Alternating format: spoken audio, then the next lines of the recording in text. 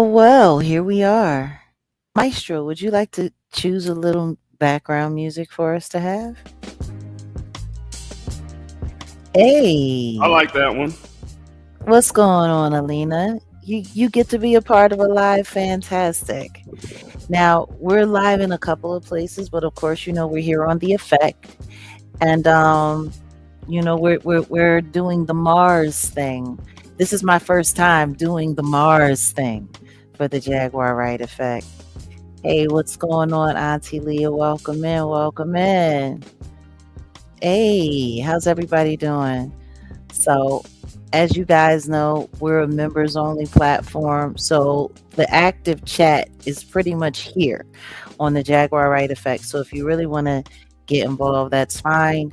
We're really only going to be banging with members. But, the other channels, we haven't, that those are your call, really. So, but it is a members chat today. So if you really, really, really want to be a part, just pop on over to the Jaguar Wright Effect. Make sure you have your membership, and boom. So, yeah, it's been a minute. It's been a minute since I've done, in studio video. It's been a minute. Yeah, we've been doing a lot of just the YouTube studio stuff because that's the way you got to work it, and it worked, and it's showing proof. It was showing proof because you got your 100K, and Well, I mean, that was the thing. And I think people really didn't understand. It's a different battle for someone like me on YouTube. It's a completely different battle. It's not, I am not your average CC. The rules for me do not apply to anyone else. Yeah, I just don't, it doesn't work that way for me. And that's part of the reason why I think I'm actually kind of interested in the conversation that we're having today, because there's just a lot of things that for me aren't adding up. There are a lot of things for me that just aren't adding up. But there are also a couple of things that I kind of want to get into. So I am going to, I don't know, how about while I do a little surfing, you kind of set up the conversation for today. You want me to set up the conversation for Absolutely. Yes. I would like for you to put into context. And the reason why I think you should do it is because no matter what, people are always going to accuse me of being overly emotional about something, or you know what I mean? Like saying that, oh, well, Jag's just saying that because she's this, or Jag's just saying that because she's that. But for you, you've kind of been able to be a spectator for myself and for Candace. And you've been behind the scenes with me now for over a year as my producer. So it's like you get to really get the blow by blow. And the questions that I ask make perfect sense to you. So that's why I'm saying that. Got it. Yeah, well, if you want me to set this up, first off, where I'm going to go, or well, I'm going to set it up, is Candace Owens. It's funny, you said nature of the threat, nature of a threat, nature now of this is now this is funny because someone just asked, do I believe that targeted individuals are real? Well, I don't believe it. I know it. I'll just say it like that. There's a difference between believing and knowing. But yeah, look, nature of a threat. So the title you have here is Journalism, Psyop, or Telenovella. And it's in my opinion, it's a little bit of both, but let me set it up, or a little bit of all three, right? Because if you look at the way journalism is just in general, for the most part, journalism for the most part should inform the masses. I say positively. That's what it should do. But a lot of journalism and a lot of news, things like that, it's to divert. It's to distract. It's like a telenovela. And what you're going to talk about today is how this whole Charlie Kirk, Candace Owens, Brigitte Macron situation it's like a damn soap opera, and you ain't lying. I'm gonna get deeper into the Psyop side of the game, and I'm gonna be going off of a few things from Professor Griff's book. In fact, let me show y'all. I got Professor Griff books here because oh, it ain't even coming up on my camera. Wait a minute. There's something interesting that I just found. And what's that?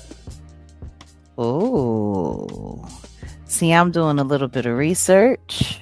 Camera ain't even coming up. So okay. I want to do a little presente. Okay. Share a little bit of screenage. Well, essentially, now I'll be reading from a few things from the good brother Professor Griff, because when we talk about Psyop, he has a book I was trying to show you guys, a psychological covert war on hip hop. It's actually called The Illuminati's Takeover of Hip Hop. And we can relate that to what's going on just on social media in general, of certain podcasters and certain people, the likes of Candace Owens and things like that. And here we go. Let's go. You got Candace Owens' cousin. I wanted to pull this up to ask you if you recognize who this was. That's who that person is. Yeah, I saw an interview of her today, and I said, "Oh, this is interesting." Now, this interview is from a year ago. This is very, very, very interesting. Prison showdown. What happens when you're tested in a women's prison? Nesta Rose. So she has her own channel. Is that Rose Entertainments? Is that her? Yeah. With 964 subscribers. Well, she about to have 965. I'm gonna go ahead and subscribe. I want to see what this is. Well, she's supposed to do music. She's supposed to be an artist. Now let's back up though a little bit, because didn't you say you there was some a crossing between you and her some time back? We'll get into that. Well, we definitely have to get into that, but I'm just finding certain things kind of interesting. It's kind of interesting. Now, have any of you ever seen this person before? Nesta Rose? Do any of you know who she is? Put a 1 in the chat if you know who Nesta Rose is. And I don't believe that Rose is her last name either. No, it's like Williams or something, allegedly. But whatever the case may be, okay, this is Candace Owens' cousin. From what she says, her and Candace are just a few weeks apart. They were all born in 1989. The 89 squad, her and 3 other cousins. Yeah, and she's very much so a stud female. She also sells cannabis.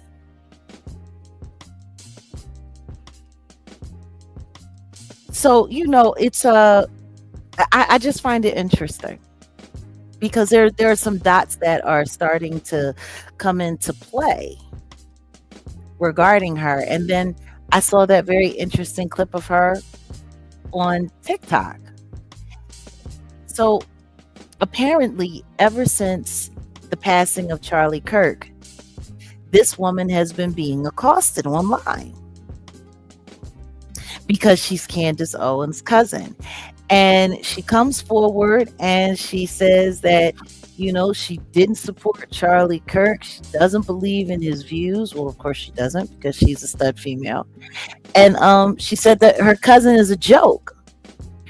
Matter of fact, I saw there was another. Let me go and Google. She had said something very interesting to the effect of, what was it? Her cousin is a clown and a joke. She's full of crap. Wasn't that what it was? Something like that. It's just wild. Because I don't think I've ever heard Candace speak up a word regarding her cousin, to denounce or any of that. I don't think I've seen any of that. So yeah, hold on a second. Where is it? Where is it? Where is it? Okay, yeah. Here is one of Hey, hold on, Adria Madsen. What do you mean by that comment? Sounds like you're trolling. I might have to just get you up out of here. possibly, there's a lot of Kansas lovers. So let's just Okay. pull this All right, let me get your ass up out of here. Bye bye. Whose channel is she on? Because I know she I is don't know. here. Nah, I'm Probably on one of you're probably on one of mine, weirdo. Okay, so can you guys see this? On the I mean, I can see it. Can anyone see this? What you may want to do is, well, never mind, because you could maximize the. Well, hold on a second. Yeah. Yeah, let's Let do it me- like this. I just did it. I just maximized Okay, it, but cool. I was gonna say, yeah. So I don't know what's going on, because I could have swore to God I pulled it up on the monitor and yeah, like it be tripping. My page be tripping, G. But here we go.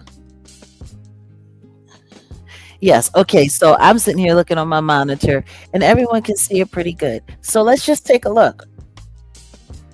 Now, this is what Nesta Rose had to say on September 12th, 2025, 2 days after Charlie Kirk's assassination. It says, "People are currently stalking me because I am related to Candace Owens. Please understand, I do not give an F about her views. I know her and I know she is full of crap. She brought all of this on herself by not staying true to herself. Soon or later, the price of fame will come to bite you in your behind. She know I love her, but I do not approve of her BS. Do I judge her? No, why? Because she never judged me. With that being said, I pray that she show the world the real Candace that I know." Interesting. Now, she also did an interview with a very not so reputable YouTuber back in 2023 by the name of Drizzle Monroe. Some people like to call him Stormisha Mokashe Alize Jenkins. I'm gonna call him Drizzle my nizzle. Drizzle on nizzle. Drizzle Monroe. And let me see if I can pull that up. But wait a minute. Because there are some other things that also popped up. And yeah, like I don't think people get it. Like, these people, they had real lives. A lot of people are trying to reach out to me about this Charlie Kirk. Hold on, what is this? Oh, this is on TikTok. The cousin name is what is it? Nesta Nesta Rose. Someone asked what the cousin name was. That's all. Mm-hmm. I mean, she goes back and forth. She goes back and forth. In one moment, she cool. The next moment, she not. But she is on TikTok, and I'm just trying to figure out like what's real here, because she on this particular one, like she. You want me to kill the music? What's going on? No, I'm just looking at this video that I found on TikTok of her, and people want to know, apparently the Charlie Kirk thing really, really, really blew up her spot and made her spot hot. Mm. So, like, I'm just looking, and it's funny because I shouldn't say I met Nesta, but the first time that I spoke to her, it was a few years back. It was back in 2021. And what was going on at that time was Nesta was busy trying to hustle her cannabis products. Like, that was her main hustle. That's what she had going on. So I'll never forget when we first talked. I never asked her about her background. She went out of her way to tell me that Candace was her cousin. It was almost like, I guess, I don't want to say she was clout chasing, but she was definitely trying to create a brand name attachment association. But like I said, I thought it was very strange because Candace represents herself as very conservative, and her cousin is anything but. Her cousin hustles, the cannabis, herb, yeah, and she's also LGBT, so that's definitely not. She's a whole stud female. That's not, yeah. That's not conservative. Whole stud female, and more importantly than that, this woman has. I mean, like she been in the prisons. And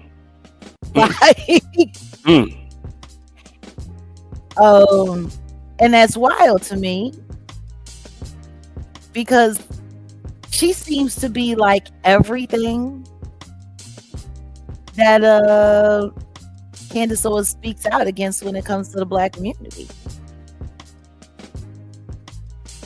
Like, Candace can be very, very, very judgmental. And I've never heard her once say anything about her openly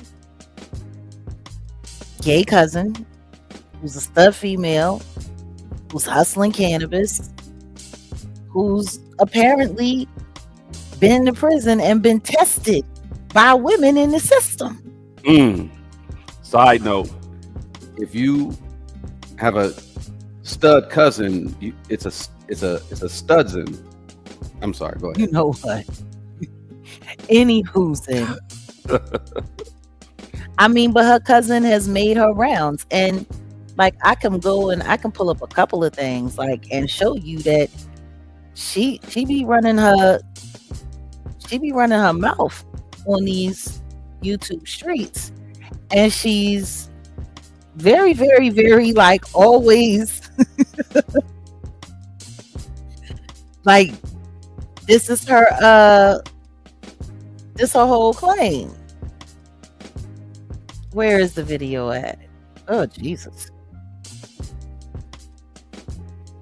Okay, let me pull this up. Why isn't it popping up? That's funny. His channel's popping up, but oh goodness, that really? Huh? What did you say? I said the video ain't popping up. It's not coming up. It's funny. It should have come right up when I put it in. Well, give me a second. I can try it. It's gonna make me go to his channel. Like, I don't want to go to his channel. Oh, it literally. Okay. Like, I'm just like, why isn't the interview coming up? And why is all of that stuff coming up? When I put in Nesta, it came up earlier today. Is it moving stuff around? Because it came up earlier today very, very easily. It did. It did. That's kind of strange. You know what? Let's try it again. I'll put in Nesta Rose, and let's see if I put in Candace. What happens? Okay, here we go. Wow, okay. I literally just pulled this up earlier today. Okay, go to your history. And yeah, see, I wasn't on this device, and this device isn't registered to that other account. Let's see what happens if I do this and put in, because literally it should have popped up. There it is. Wow, that took a lot. There it is. There it goes. There she is. With the real dark lighting to make herself look like she wasn't light skinned. Yeah. I thought she was. I didn't think she was. No colorism stuff here, but I didn't think she was as light as she is. Because in this picture here, I mean in this video here, and let's not play the audio because you already know how they play these games. Let's go ahead and just recap what was going on in this interview. I'm not playing the audio. What I will do though is how about, well, the transcripts are up. Oh, let's do that. Or you know what? I can read them. I was gonna say we could go to the video and we could just pull up the transcripts. Yeah, let's do it. Let's just do that. So yeah, she had an interview with that's what we Kat, that's what we said. Yeah. I just find it funny that so many people tend to just skip over this whole thing. Okay, here we go. Let's pull up the transcript. There we go. And this is fair use. Fair use. Apparently, I can't get rid of the musclehead guy until this is page unresponsive. Give me 1 second. Interesting. Maybe that I was need interesting. Give me 1 second. Yeah, I'll let you. I'll let you do your thing. Do y'all see how difficult they be making stuff happen? This is wild, and we wanted to do this with you guys organically. We didn't want to, just come here saying stuff. We just wanted to walk you around a few things because her cousin has been hustling on social media for quite some time. Like I was saying, when I first came into contact with her, she was trying to get me to promote one of her strands for her cannabis company, and she wanted me to put my name on it, and she wanted me to promote it. Now, for those who know, cannabis might be legal in certain states, but it is not legal federally. No. So let's be very clear. Yeah. Still a class 1 federal drug. Yeah.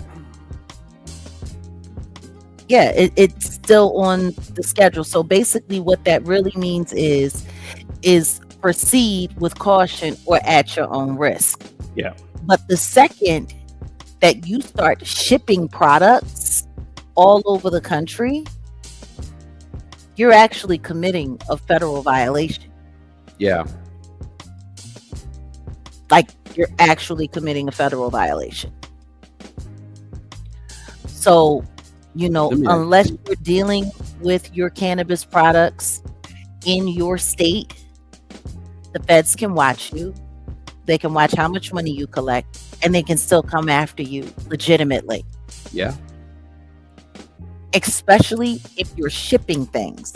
And if you go and you listen to her interview with Storm Monroe, she actually says in the interview back in 2023 that she had already put some product to him in the mail.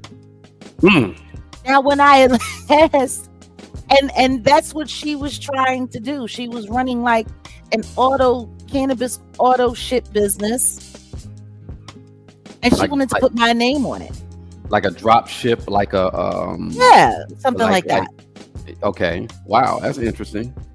Very interesting, because the truth is, being the targeted individual that I know I am, that people try to disprove that I am, but I know I am, that would have given the feds all the reason in the world to come after me. So it's just really interesting. But even in her little interviews that she did, and what she was doing, this was as Candace was starting to break her way into the social media, space as a star in her own right. Okay, y'all see let's it? just be very clear. There it is.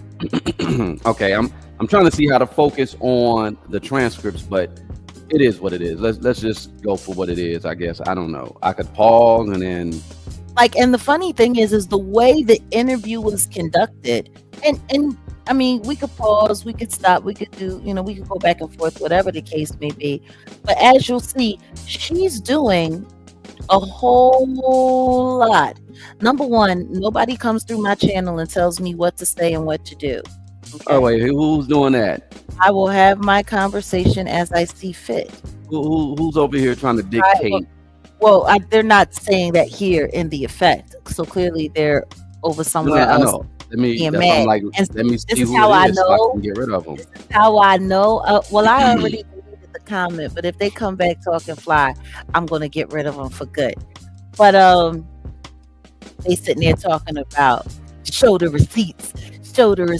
It's funny. People say less yapping. Do you know how much yapping Candace Owens does in her broadcast? How much yapping she does? She does a ton of yapping. Lots of yapping. Matter of fact, there is a fair use clip that I would like to pull up of some of her yapping. Go ahead. Oh, no, we can wait, because I want everybody to be able to just get a gist of this conversation. She came over here, and it's funny because this is what they used to use this weirdo for, Mr. AI. Well, yeah, and just so you know, DX, that's exactly what we're going to be questioning. We're going to be questioning some of those receipts, because the receipts ain't receipting all of the way, but we'll get there. I don't understand why we have to be in such a rush. Yeah, it's a Saturday. I think everybody got a little bit of time today to just we take our time over here. Yeah. We don't try to rush through anything. We don't do that over here. That's not who we are. That's not what we are. That's not what we do. And part of the reason why we do that is because we want to make sure that nobody misses anything, even us. We want to make sure that everything is clear. Like, I could do 8-minute videos. I could do 10-minute videos, and I kill. I totally kill the game. I could easily do that. Trust me, it's much harder to do what I'm doing. But the reason why I do what I'm doing is because I want to make sure that everything that I say can stand up to scrutiny and can pass the sniff test. I always find these people who want to rush through everything something. But I'm going to tell you what those comments are telling me, and what they are showing me, that somebody's up in their feelings and somebody is a little bothered at what we're doing. It's time to change the logo right there for this segment. Fuck you mean. Oh. Oh. So, once again, this person, Nesta Rose, who represents herself as Candace Owens' first cousin, who is an openly stud female who pushes cannabis through a drop ship business and apparently has spent some time in jail, getting tested while she was on lockdown. This woman, who has on several occasions come forward and said that her cousin is a crisis actor, that her cousin is full of crap, and apparently she's been very agitated in the past couple of months ever since the passing of Charlie Kirk. What I'm not understanding is why nobody's trying to talk to her now. Like, why is nobody? She's on social media. She is a whole social media hound. This is what she do. She promotes her cannabis on Instagram, and I guess also on her TikTok, because she has a TikTok. Like, I'm just trying to understand this. People are going around asking questions about this, asking questions about that. Why isn't she popped up at all in the midst of all of this? Well, they allow and they allow certain individuals to come up and, I mean, she could easily contact media, though. I don't know. I don't think maybe she has a manager, agent. I don't know. But no, because the way Nesta came to me, it wasn't, it was very interesting. And it was who she came to me through.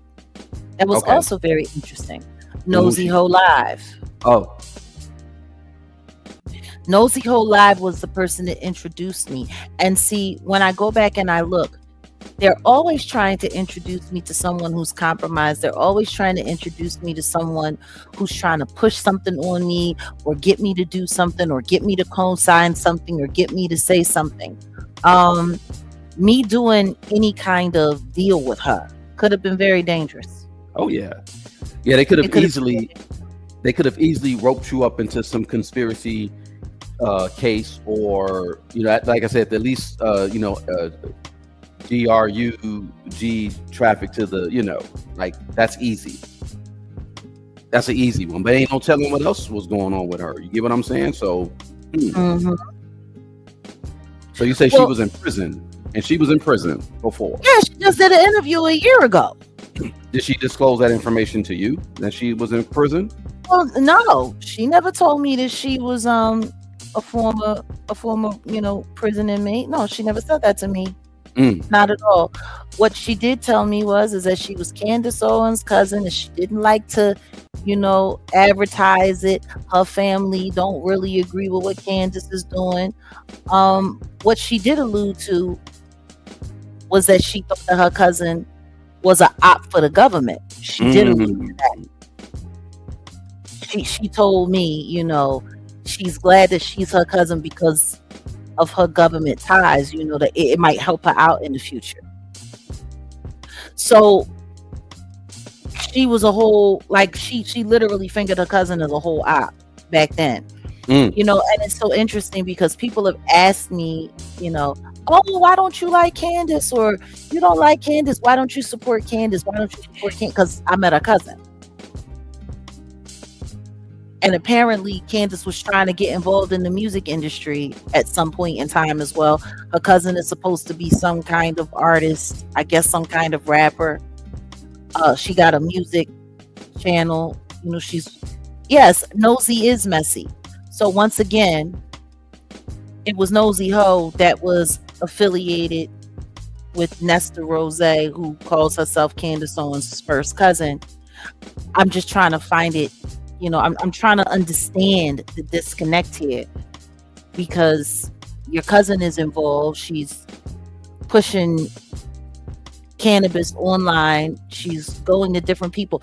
I ended up introducing her to Tokyo Tony, and I told Toke, you should jump on this and get your own line, and and if it works out okay, maybe I'll take a look at it later.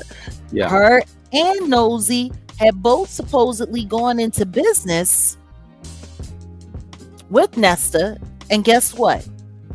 I ain't heard nothing about none of it.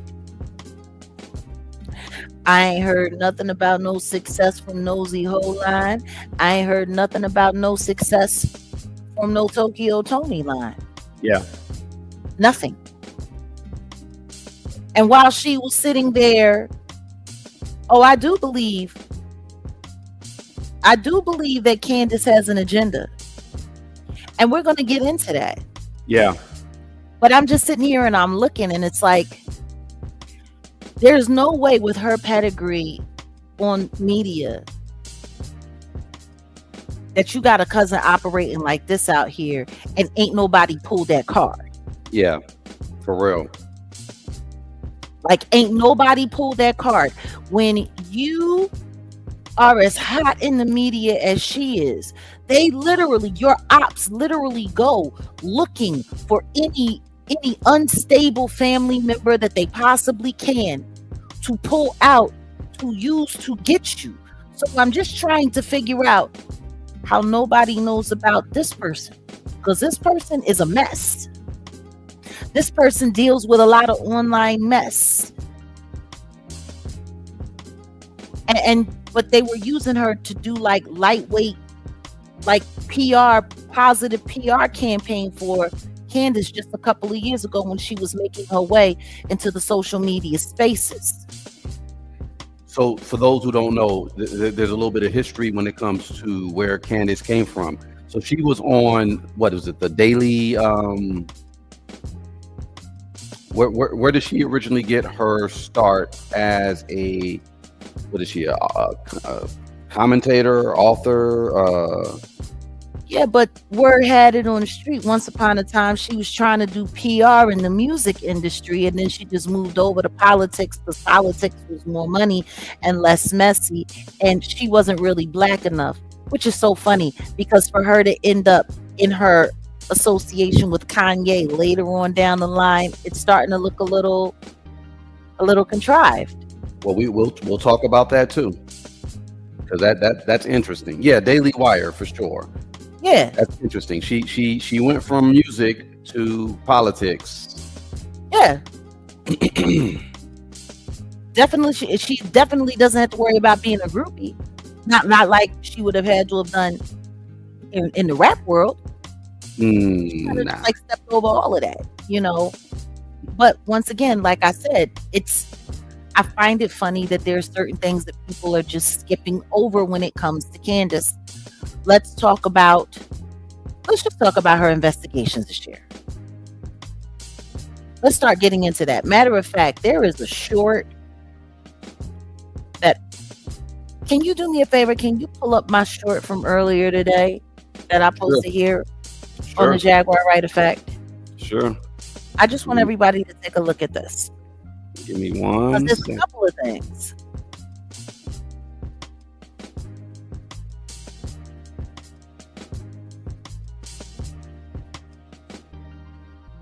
That is true. She did turn on me. Oh. Yeah, she did all that. Yeah, Nosy Ho did all of that. She tried to set me up. She tried to get my ex-husband to go crazy and lose his mind and, pow me. Oh yeah, she tried to do a whole lot of stuff because she wanted to be in control of the Jag content. Isn't it funny that when it came time to all of that, she ended up getting taken down by the robot. And then the robot wanted to take over control of all the Jaguar Wright content. Isn't that funny? It's like there's a bounty or something. Like I swear to God, they treat me like I'm Moby Dick.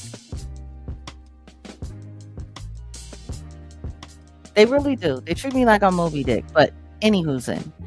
So here is the short that I posted up earlier today. Now, I want y'all to understand, this is just an excerpt. You can see the short, or you know what, better yet, why don't we just pull up the interview? Why don't we just pull up the segment? We can run this fair use. This is French news, French media, like actual French news, French media. Well, which one? What number? Hold on. You, give me 1 second, because to be honest, It's a lot going on. Give me 1 second. I'm gonna do this real quick, right? Yeah, do this. We're gonna run this. Assassin has never been part of the Foreign Legion, and if he hasn't served in an American unit, he cannot therefore be trained by the French Foreign Legion. Now, regarding what we saw in Candace Owens' post about joint training between American and French forces, well, that has taken place. That did take place for 3 weeks in August. That has been confirmed. But this isn't a secret operation in any way. It's been well published on the sites by the French army and on their social media as well. Go ahead. I think let me find up the whole clip because No, I don't want to ruin it. I know what's going to happen next. I don't want to ruin it. Go ahead. No, I want to grab it because I just want people to really, really, really start being responsible for the stuff that they're believing and the things that they're saying, because that's the biggest problem that I have when it comes to Candace Owens overall. How quickly people are able to just believe whatever she has to say. Like, people literally just believe whatever it is that she has to say. They don't question anything. They don't ask about pedigree. Nothing. They don't look into the background. We go ahead. It's interesting. That's why I was like, let me stop that because I didn't want to kick the chair because I think. Oh no, absolutely. Hold on a second. Let me just get this all teed up over here. I found the interview. Okay, go ahead. Let's present this right here. Okay, we gonna present this right here. Where is it? Hold on a second. Now, why isn't it showing up? That's crazy. That's super nuts. Okay. Well, go ahead, do your thing. No, let me say what's up to the. Yeah, please do. Yeah. Let me just say what's up to the everyone who's tuned in. We got a lot of OGs in the building. Kat in the building. Alina, she's back, and Ashur, you're over here asking the questions. Appreciate it. Inkia, is that your name? Juju, of course. Myrna. Appreciate everybody who's in here. If you look on the upper left hand side, you can scan that. We got these shirts that are pretty much what, like I don't know what can we call these shirts? Oh, there you go. You presented that, and I was trying to a mission statement. Go ahead. I'm gonna Go ahead. You can present it. Yeah, God says no. There we go. That if you scan that, that'll be just a way that you could support Jag. And yeah, with the whole thing with the bad boy going to jail, y'all know who we're talking about. This is, like you said, a mission statement. That's what it is. Now, let me remove this and let's get into this here. Now, I just want to say before we get into this, because this is a really, really, really good comment. This is a really good comment. Wait a second. Here it is. Okay, so she says, yeah, but she kind of brings evidence for stuff that looks semi-real, and it's like, interesting. Oh, you had to leave and come back because the chat was being weird and it kept freezing. Well, you got 3 different places where you could come to. If you really want to make sure that you're involved in the conversation, then come on over to the Jaguar Wright Effect. We are a members only community though, so you would have to get that, and you could come sit over here, or you could stay where you're at. It doesn't really matter. Like I said, we opened it up. So yes, that was Storm McDrizzy's on the thumbsies with Candace Owens' cousin. The very interesting and very I guess talented it's something Nesta Rose. So anyway, let's take a look at what the French public news has to say. Vedek Bahel is here on set with me. Hi, Vedek. Can you hear it? Hi, Yinka. Yep. So, American far-right influencer Candace Owens has long had tensions with the French presidential couple due to sharing unfounded conspiracy theories against them.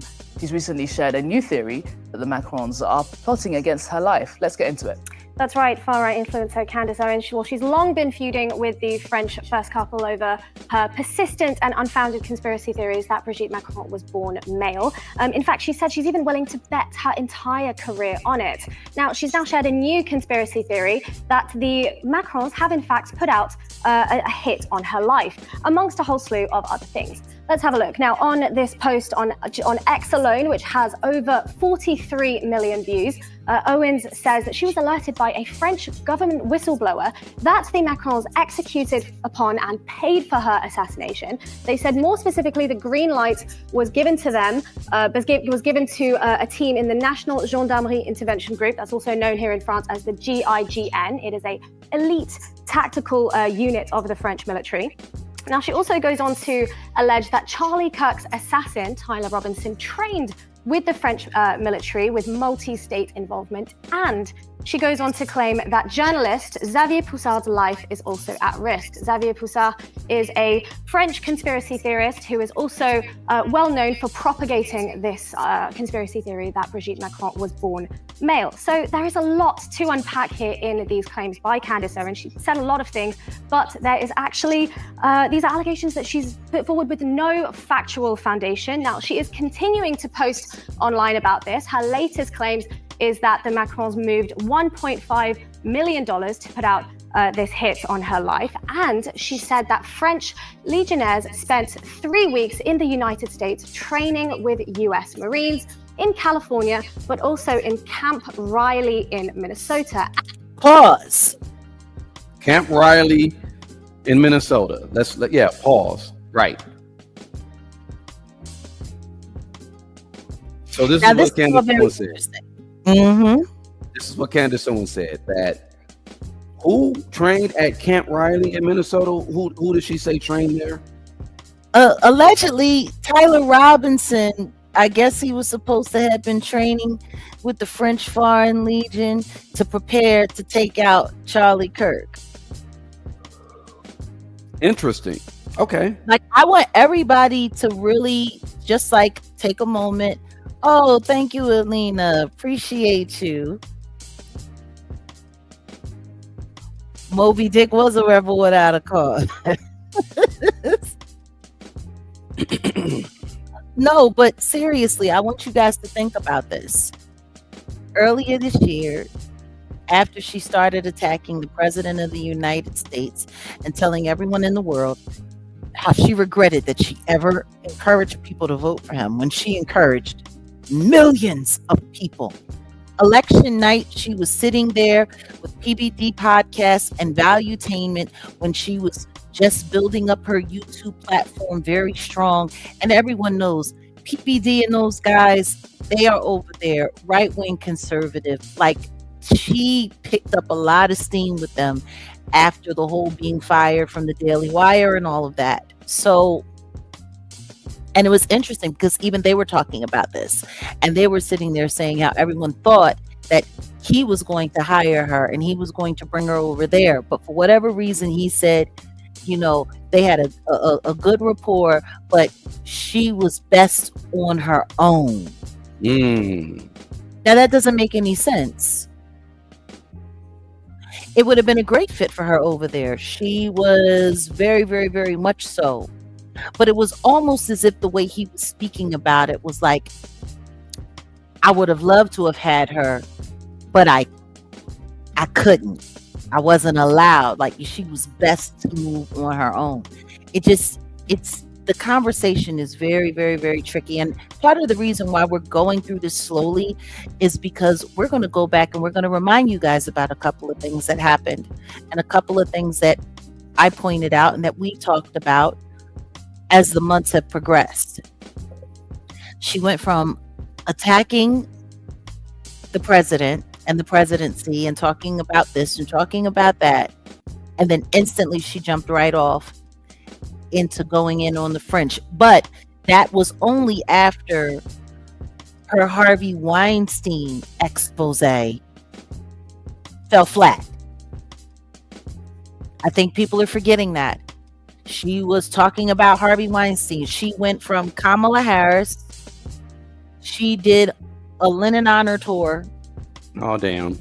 All over Kamala Harris's indigenous roots, her qualifications. I mean, and that was funny though. The Kamala Harris thing, and I almost forgot about that. Make Kamala Indian again. That was hilarious. Yeah, greens in the tub. Yeah, that was funny.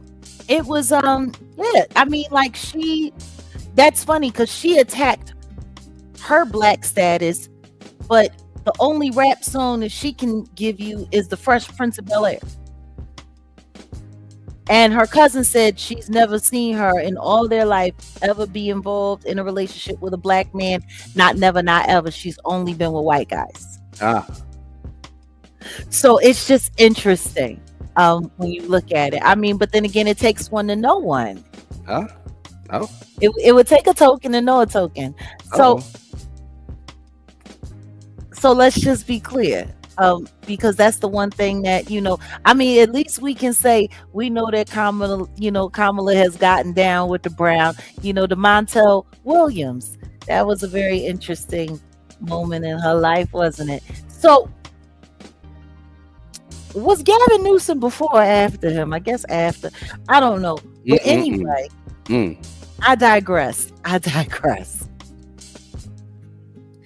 She went from make Kamala Indian again to help Trump win the election to Trump is a terrible president. I wish I had never done it. Oh, I have this great expose on Harvey Weinstein, and I've been talking to Harvey Weinstein, and yes, he is amoral, and I'm not sticking up for him, but you need to hear what he has to say, because the things that he has to talk about that happened in Hollywood, and the people that this and the people that that, and wait till you hear this and wait till you hear that. She totally abandoned that investigation. Like, did we even get anything real from her on that whole Harvey Weinstein thing? And then the next thing you know, Harvey Weinstein was quietly convicted again. He got a retrial. He was convicted again, and now he's in jail, and ain't nobody talking nothing about no Harvey. Isn't that interesting? And it was wild because he was so invested in speaking to her, like he thought his voice was finally going to be heard.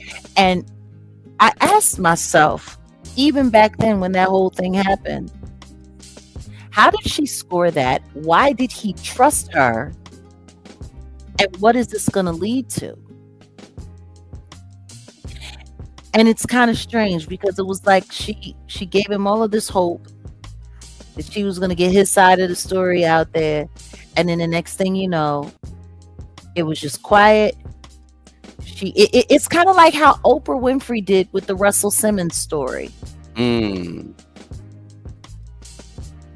Like, she came in pretending that she was going to give Russell Simmons victims a real voice. They brought her in to handle up on that case, and then the next thing you know, she found a way to discredit all of the victims, and then said, "Oh yeah, well, this isn't, and shut the whole story down." While Russell caught that midnight flight to Bali, and that was that.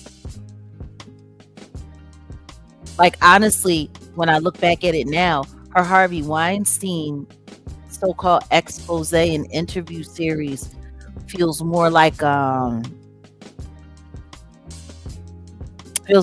cover-up than anything else. Because the way she was talking like Harvey Weinstein was about to come out and he was about to finger some people. But I'm gonna tell you one thing: Harvey Weinstein did business with Diddy. He did business with Jay-Z. He did business with a lot of people. He did business with Epstein. And he feels like he got framed to take the rap. Like, it's wild. Like, Harvey Harvey Weinstein and R. Kelly are like the two biggest fall guys. It's like they chose a black fall guy and a white fall guy. And then, that was supposed to be it. And now Diddy, he's the sacrificial lamb for all of the evil in Hollywood, and he's just going to take the brunt. Like, it's just really wild. I was reviewing a few things when you talk about Diddy with what Professor Griff wrote in his book, The Psychological Covert War on Hip Hop. And you and I, we're gonna have to go over some things because there's a lot of stuff that I totally forgot, and it just kind of like went over our heads just dealing with Diddy. Just, I mean, not to deviate from the original conversation, but he started talking about the situation with Diddy getting off from the 99 2000 pounding situation. He also mentioned something about Jay-Z having that that spat with Chris Starr, right? It was something going on with that or whatever. Overall, though, it's essentially like back to Candace and back to the whole thing with I didn't mean to do that. That was the wrong person. Oh damn, that's messed up. I'm okay. sorry, Ashira. No, I didn't. I was trying to get rid of somebody. I don't know how to unban you over here just banning like a mother. Wow, that's cold. No, Ashira. Is she on your page or mine? No, she's on mine.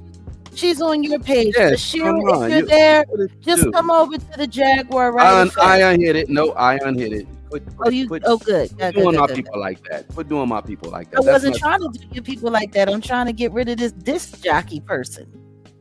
Oh, who's that? Let me see. Hold on. That's all right. I got him. Okay, got it. But anyway, you were just mentioning the fact that alignment. I would say, well, I wouldn't say alignment with certain monsters, but I would say her doing that Weinstein interview, and then it was kind of anticipated. Like, oh yeah, I'm going to interview and this and that, and people are like, oh okay, well, what is going, like you say, what's going to come of this? And it was a big nothing. Like I don't remember. I just don't. It was a huge nothing burger for it to be Harvey Weinstein, and for that interview series to get no shine. That only tells me one thing: with someone that has as much juice on her platform as she had, she killed that story. Yeah. She killed that story. Yeah. And then right after that, boom, she starts running down on the Macrones. Oh, it was Macron this, Macron that. Now, she said that she had fallen back because the president asked her to. So I guess, she was planning on doing them earlier this year, and then she slipped into Harvey Weinstein, but then the Harvey Weinstein thing died, and then boom. She's right onto the Macrones. And she went after them so, what was it, 4 months of Macron? About 4 months? 4 months. She was just stuck on these people. And now, as we see here on the screen, now she's found a way to take the story. And it's wild because the whole story about Macron is it's not about the fact that she tried to out someone who she was saying allegedly was a transgender, which is wild because nobody in the LGBTQ plus the IA plus community came after her for that. Nobody touched her. Like, usually you start going after people, ain't they supposed to be a protected class? Like, I'm just trying to figure it out, like how she got away with that, and nobody from the community was like saying, hey, you're sitting here trying to out somebody, you're sitting here denigrating someone, you're sitting here doing this. No, because it was attached to this big PDF ring and this worldwide PDF ring. And now we got so the French Foreign Legion came over here to the United States to Camp Riley, because that's what she says here. Camp Riley in Minnesota, French Foreign Legion, and I guess that's where they was training. Yeah, that's where they were training. That's what Baby she boy. said. That's what she said, right? They was training baby boy. Okay, so you know what? Let's just rewind a little bit and take a further listen to what the news in France had to say. Okay, hold on a second, baby.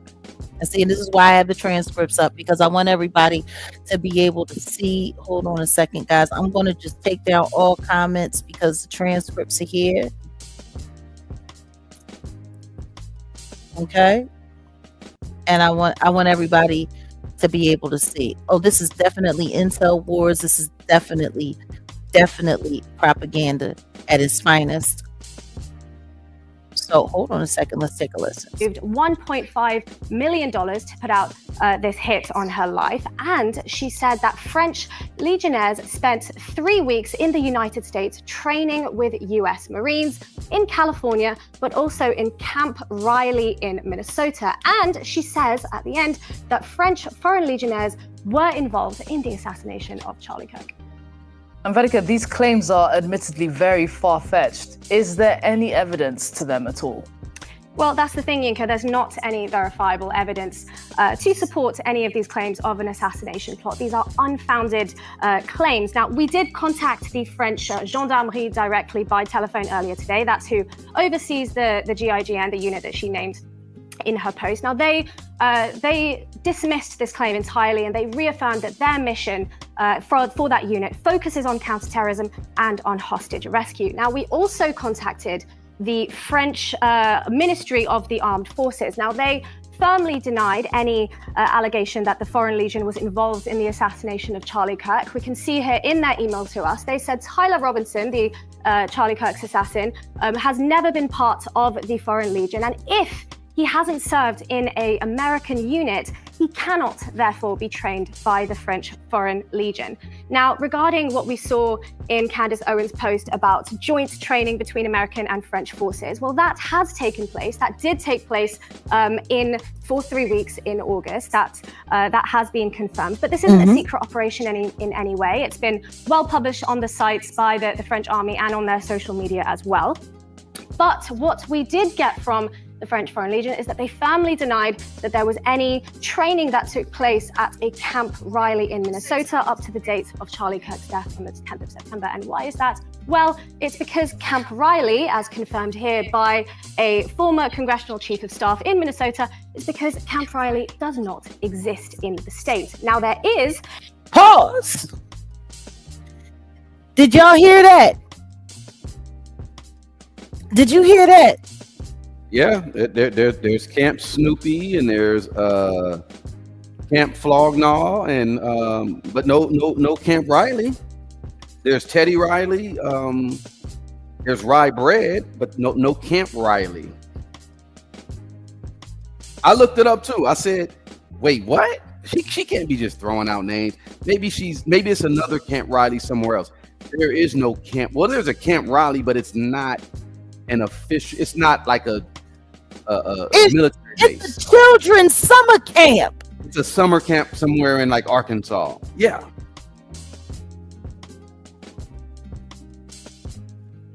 It's a summer camp in the United States. It's a summer camp. There is a Camp Ripley, but let's just, you know what? I want y'all to hear this again. And I want y'all to think about how beautifully this was put together. Oh, yeah. The real details Yeah. of a real exercise that happened with the French Foreign Legion here in the United States. It did happen in August before Charlie Kirk passed away. But Camp Riley doesn't exist. So let's just take it back a little bit. You ain't got to go all the way back. I just wanted to put it back been in. part of the Foreign Legion, and if he hasn't served in an American unit, he cannot therefore be trained by the French Foreign Legion. Now, regarding... Oh, and pause. Let's be clear. If she's trying to say that Tyler Robinson was trained by the French Foreign Legion to take out CK, he would have had to have had a military background Right. here in the United States in order to qualify to legitimately train But with the let me Foreign Legion. but let me give you a little pushback, because you already know how some things are just unbelievable. Well, maybe he did had some type of training or some sort with them, and he was able to do it without being in the military. But like, where's the proof of that if that was the situation? Like, it all sounds absurd. That's why the reporters, they're saying the claims are absurd. And I was just like, yeah, they did a great job. It's just setting everything up. But I will just say, well, sometimes there's situations where, they lie. They could say, yeah, this person did whatever. But you would have to have like concrete proof of Tyler Robertson actually being in the same state as the camp or whatever. But the camp don't exist. Go ahead. I'm sorry. Go ahead. See, that's the problem. Even if you could find a way to put Tyler Robinson in Minnesota, even if you could find a way to say that he was able to be recruited by the French Foreign Legion without having any military training or background here in the United States. Like, the boy got a rifle, a hunting rifle from his grandpop or something. Like, where's the history of all of this training? I'm just trying to figure it out. Now, I think his dad has ties to law enforcement, so maybe in some way there. Like, even if his dad had friends and he was able to slide it over, where's the camp? Because it don't exist. But I digress. What we saw in Candace Owens' post about joint training between American and French forces, well, that has taken place. That did take place for 3 weeks in August. That has been confirmed. But this isn't a secret operation in any way. It's been well published on the sites by the French army and on their social media as well. But what we did get from the French Foreign Legion is that they firmly denied that there was any training that took place at a Camp Riley in Minnesota up to the date of Charlie Kirk's death on the 10th of September. And why is that? Well, it's because Camp Riley, as confirmed here by a former congressional chief of staff in Minnesota, it's because Camp Riley does not exist in the state. Now, there is a Camp Ripley that exists in Minnesota, but if Candace Owens has made this kind of error, especially when she's making such bold, loud allegations, I would say it does lessen the credibility of that claim somewhat. Veronica, Candace Owens is doubling down on this latest conspiracy theory. Why could she have taken this further? Well, the nature of conspiracy theories is that they create a space where you can make such big, loud, absurd notions without any proof. And when you're asked to prove the contrary, there's just never an answer that satisfies anyone. In the end, no denial from any person, from any body, from any organization is going to convince the people that believe what Candace Owens is saying. They will find something to say otherwise. But these are outlandish, ludicrous allegations, to say the least. Now, since Charlie Kirk's assassination on the 10th of September, she has been on a bit of a conspiracy theory rampage, in particularly almost daily. She has relentlessly been going after the French first couple over the last year, to the point where the Macrons have filed a defamation suit. Now, there are always going to be people that believe this conspiracy theory shared by Candace Owens, but as we can see here, there are plenty of people that also believe otherwise and see it for what it is, a conspiracy theory. Veronica, thank you so much for that. Veronica Behel there with our daily fact-checking segment, Truth or Fake. Truth or fake? Veronica, I mean, that's a great question to ask. Truth or fake? Yeah, shout out to them. That was excellent. Well, and once again, all they just did was some basic research. But this is what I was saying. When it comes to a lot of us, especially here in America, we don't take the time to research. We don't take the time to look. Yeah. We don't. You just, if it's presented in your face, you accept it, especially from news media or certain people that you trust. So Candace Owens Absolutely. is a person that certain people in the populace trust. I told you she's trustworthy, but she's But why? likable but not trustworthy. I'll say that. And now Why? this just kills her credibility in my opinion, because I'm like, why would you throw something out there and it just doesn't make any sense? But you ask, why is she likable? Yes. No. Why do people like her so much? And that's the thing. I have no idea. That's a study. I do. That's a case study. I do. I know why. Because she seems like an anomaly. She is a Caucasian-friendly, anti-Semitic black girl who likes to sound really smart and talks really fast and has really sharp and witty quips. She's an anomaly. Mm. She seems to have had her moment as an underdog, but let's be very clear about something. With a lot of the views that she has, why has she not been dubbed an anti-Semite? Boom. Yeah. Kyrie Irving did nothing more than post a documentary. He referenced, a documentary that was on Amazon Prime about, yeah. Well, listen to me, and I hear what you're saying. It seems that way. I know plenty of people who are intelligent, and then I know plenty of people who aren't intelligent who seem intelligent. You know, if you've got somebody feeding you all your information, if you've got somebody feeding you all your lines, if you've got somebody giving you everything and putting it together, and all you have to do is sit there and present it, are you intelligent? Or are you just a good actor? You look, you can say you're the smartest person in the world. You can say that, and that won't be incorrect. It will not be incorrect. But if you have ChatGPT 5 on speed dial and you can reference whatever, yeah, you are intelligent because you have that. But without it, what are you? Let's be clear. Becoming Brigitte was not Candace's work. That was someone else. Someone else wrote it. Yeah, you just pointed that out. Someone else wrote That was the French journalist who had been going after the Macrons and had been painting this story. Like, this is the thing that's tripping me out when it comes to the whole Becoming Brigitte story and going after Brigitte Macron. People are sitting here acting like this was Candace's research. This is Candace's story.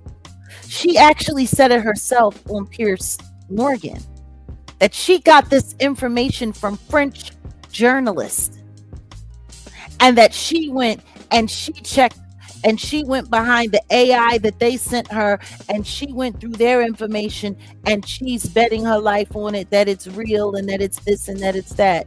There's plenty of people who have been misled with brilliant, bullshit. Mm-hmm. Plenty of people have been misled with brilliant bullshit. It happens here on YouTube all the time. There are people passing brilliant bullshit here on YouTube all the time. People are gobbling it up. They're eating it up. It happens all the time. Thank you, Leilani. So much, Leilani. Appreciate you. It's part of the pyramid of manipulation that Professor Griff refers to in his book, the media side. There's many different levels of manipulation, the levels of knowledge and the hierarchies within certain institutions. Media is an institution, and yeah, it's part of that pyramid of manipulation. The media side that she is a part of. Like you say, where is she getting her information from? Does she have a research team? Like what? Yeah, like no one acts. Everything. You think everything is coming from her? Nah, And her mommy sleuths. Stop. Stop the cat. Fuck out of here. Let me put back up the banner that because it is like a fuck you mean. This was not her story. These were other journalist stories, and she just picked it up as an American. And then she took all of the juice that she has here from her very, very, very large platforms that are supported and that are allowed to just grow and grow and grow and promote it. And she just took it around the world. Yeah. Of course, they gave her the story and they let her run with it. Their material just got bigger than it had ever been. Mm-hmm. Mm-hmm. This wasn't her story.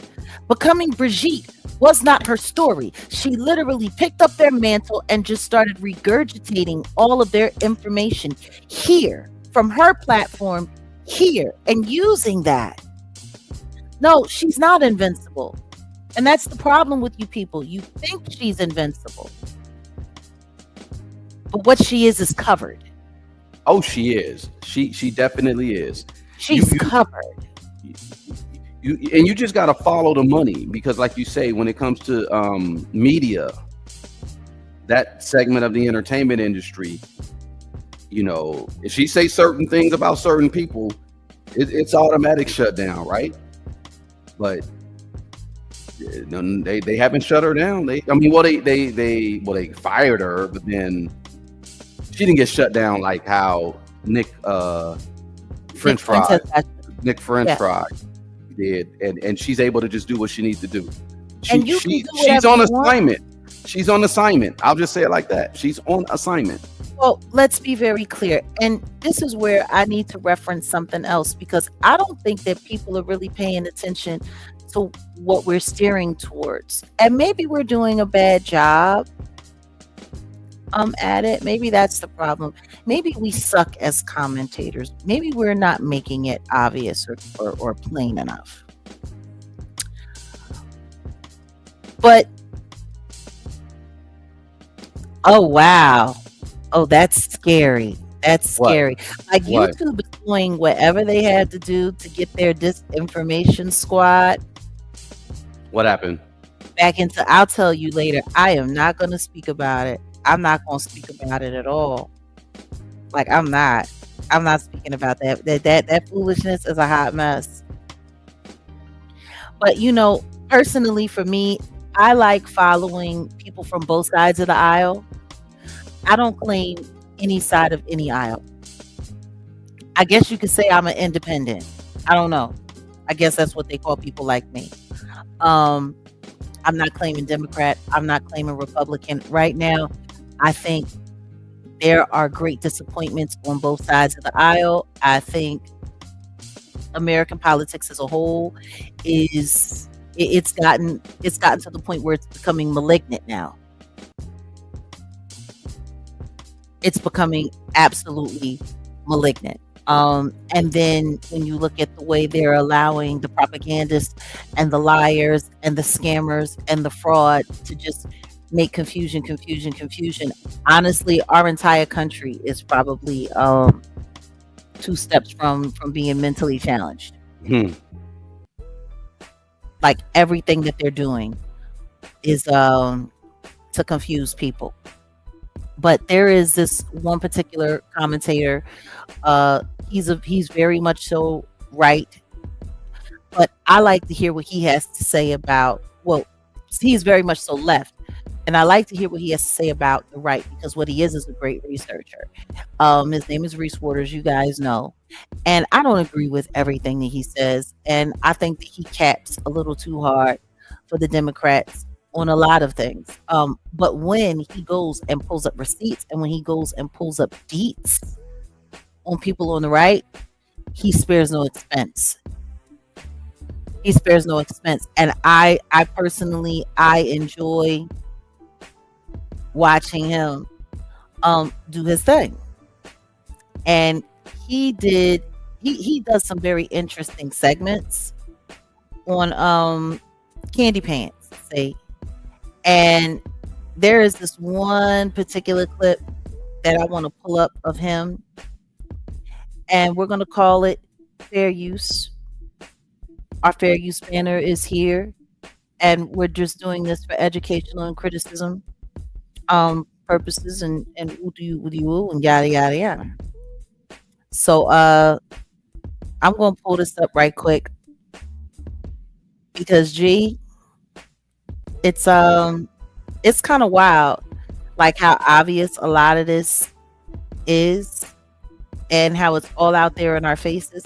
But I just wanted y'all to take a look at this because it's just, there's too many mistakes that are made right out there in plain sight that people just do not see. They don't see them, whether or not they choose to see them or choose not to see them. It is what it is, but y'all ain't gonna say that I didn't share it with you. So you guys know I referenced some stuff from this in our other live the other night. This is Reese Waters, salute to him. He just crossed his 600K and now he's at 650. He's gonna be at 1 million in no time. I love how they let some people grow. I do.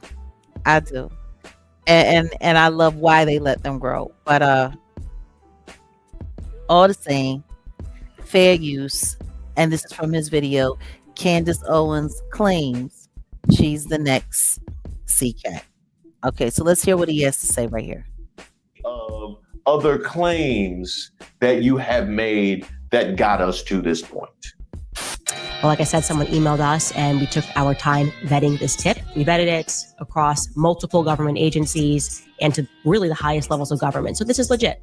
I've printed it out and I'm going to read around some parts, removing some parts to provide this individual, who, by the way, I have no idea who this is, but to give him and her even some more coverage. They're taking a tremendous risk. So I'm just going to read this to you guys. Candace, I'm aware that you suspect the government and other entities are involved in the events leading up to and on September 10th. You might have been wondering why SUBTT made so many visits to Wilmington, Delaware, out of all places, and I can personally answer that.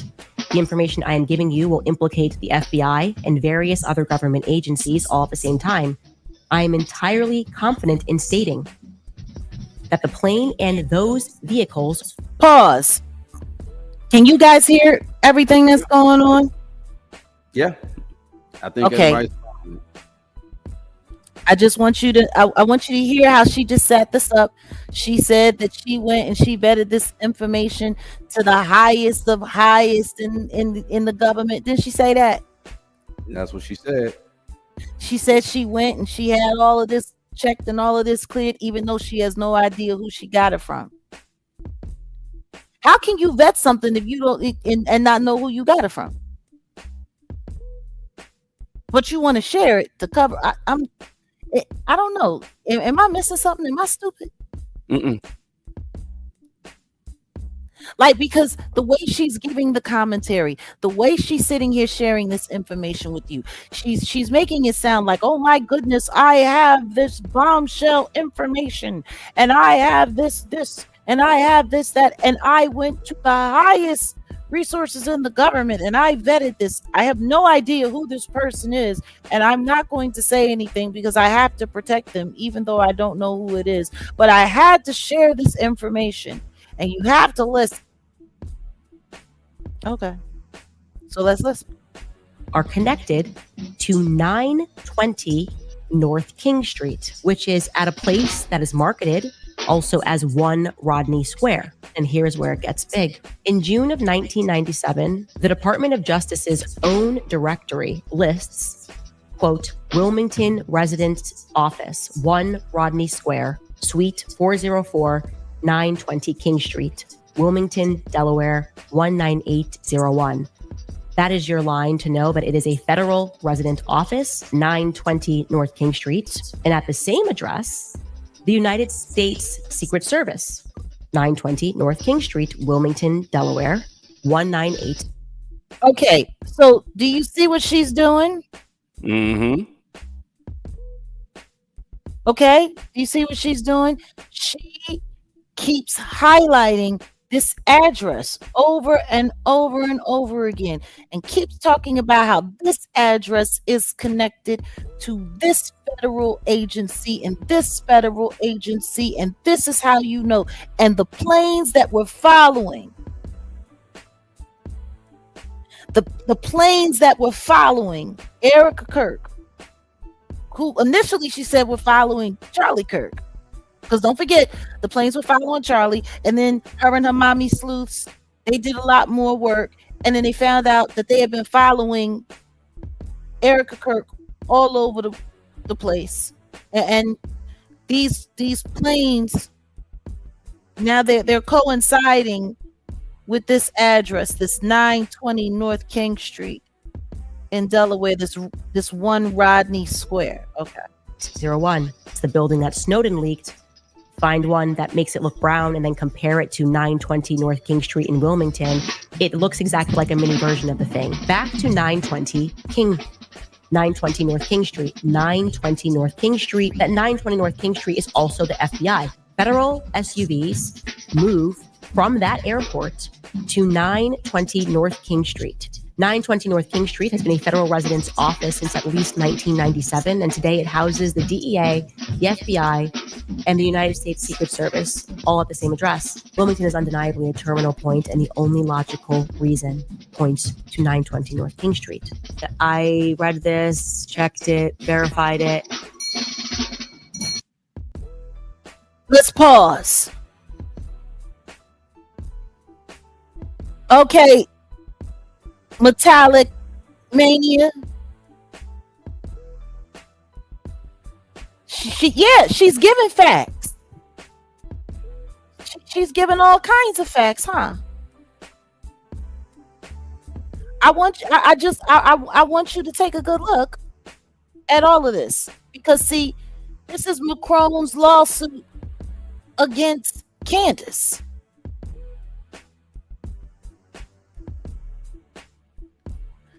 Y'all see this, right?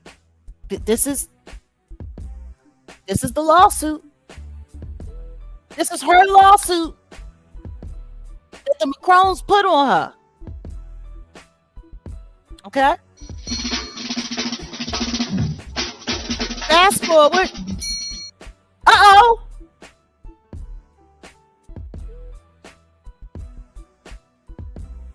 Uh-oh. This is her lawsuit.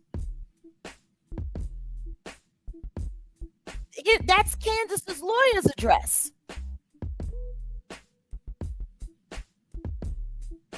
Metallic Mania.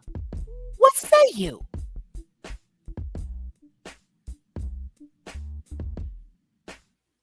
Now let's not forget. What do you mean lawsuit filed and not heard yet? What are you talking about? It's filed and not heard yet. What does that mean?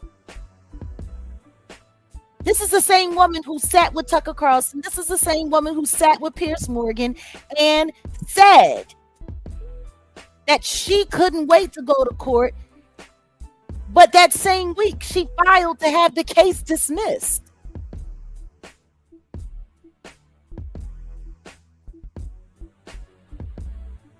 Okay, Metallic Mania, what say you this? Now, she just sat there and said that this source of hers, am I missing it? Am I tripping? No. Mm-mm. What do you mean, no court case yet, preliminary stuff? They've already taken motions on this case, and she's already filed a motion to dismiss. Yeah, she did.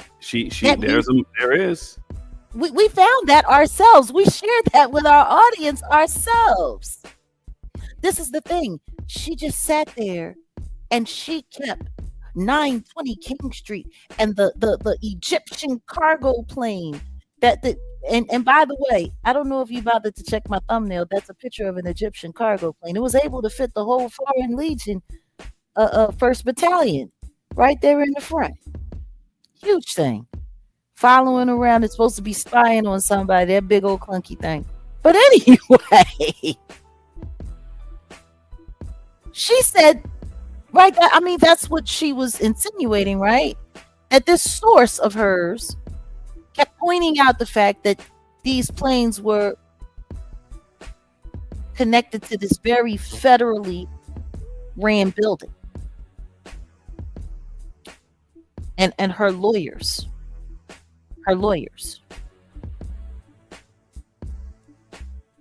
Richard, Layton, and Finger, they're at 1 Rodney Square, 920 North King Street, Wilmington, Delaware.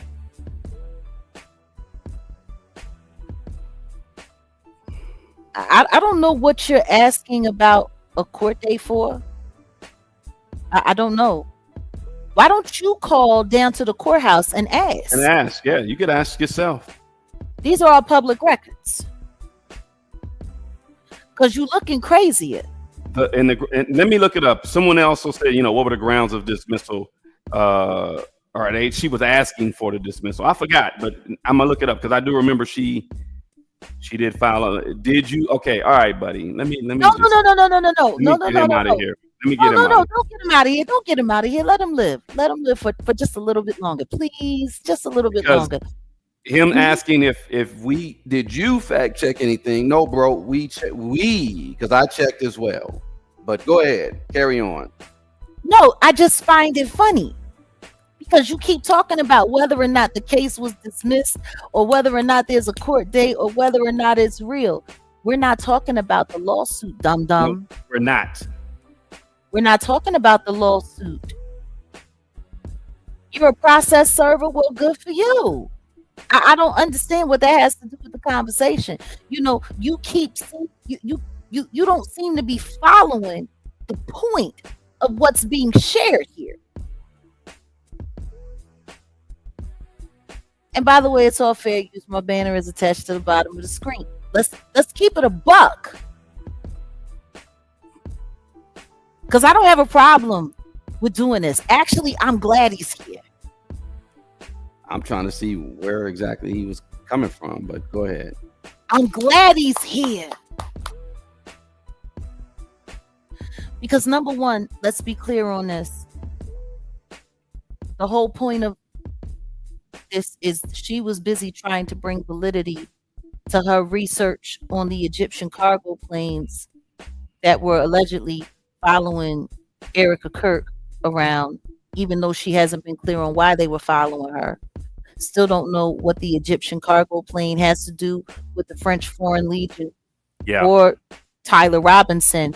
But hey, she spent a lot of time pulling up a lot of facts and pulling up a lot of details on whatever. So it must be legitimate. See, we're trying to explain to all of you how people go so far astray in believing bullshit.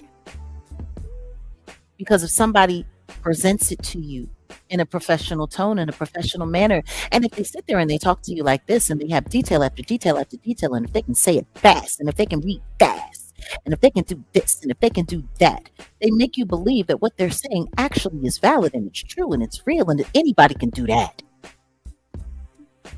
Actors and actresses do it all the time.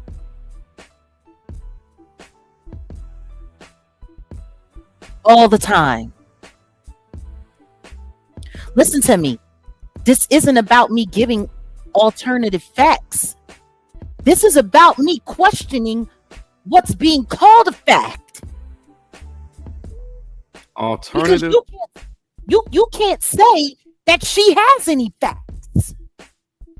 She got on Twitter and she sent out a tweet that went to over 40 million different accounts, stating that there was some kind of secret operation where people were training to take down Charlie Kirk. What alternative? Riley that doesn't exist. Yeah, there goes the alternative fact. That's what I was about to say. How are you giving alternative facts when what she said has been validated? And I'm talking about Candace, not to be true. There's no Camp Riley. There's no Camp Riley. And the Camp Riley that we found was somewhere in the Midwest, and it's a children's summer camp. Yeah. Yeah, you got the MK Ultra all over you. Something wrong with you. Now maybe you missed it, so let me rewind. Let me rewind just a little bit. Let me give you just a little bit, because she went through a whole lot of trouble trying to like assert something. And I don't know, maybe you missed it, but let's hear it from your mammy Candy again. And salute. We credit this to Reese Waters, who him and his team do an amazing job, really amazing job pulling out their receipts. And I'll make sure that I add this video again to this description for those who want to go and see it, because it's kind of interesting. You might want to go see it, Mr. Metallic Mania person. Out, and I'm going to read around some parts, removing some parts to provide this individual, who, by the way, I have no idea who this is, but to give him and her even some more coverage. They're taking a tremendous risk. So I'm just going to read this to you guys. Candace, I'm aware that you suspect the government and other entities are involved in the events leading up to and on September 10th. You might have been wondering why SUBTT made so many visits to Wilmington, Delaware, out of all places. And I can personally answer that. The information I am giving you will implicate the FBI and various other government agencies all at the same time. I am entirely confident in stating that the plane and those vehicles are connected to 920 North King Street, which is at a place that is marketed also as 1 Rodney Square. And here's where. Okay, here you go, Metallic. This is to help you out. This is to help you out. Do you hear what your mommy is saying? Right? That's what you call her. She's your mommy. Suckle from her breast. This is your mommy. This is what she's saying. Don't question what I'm saying. Question what she's saying. Because she's sitting here acting like someone sent her a big, big tip. Yeah, she's reading a tip. Tell me something. If her lawyer's office is in this same building, why would she need the tip? Mm-mm. Yeah. Why would she need the tip? That's where her lawyer's office is.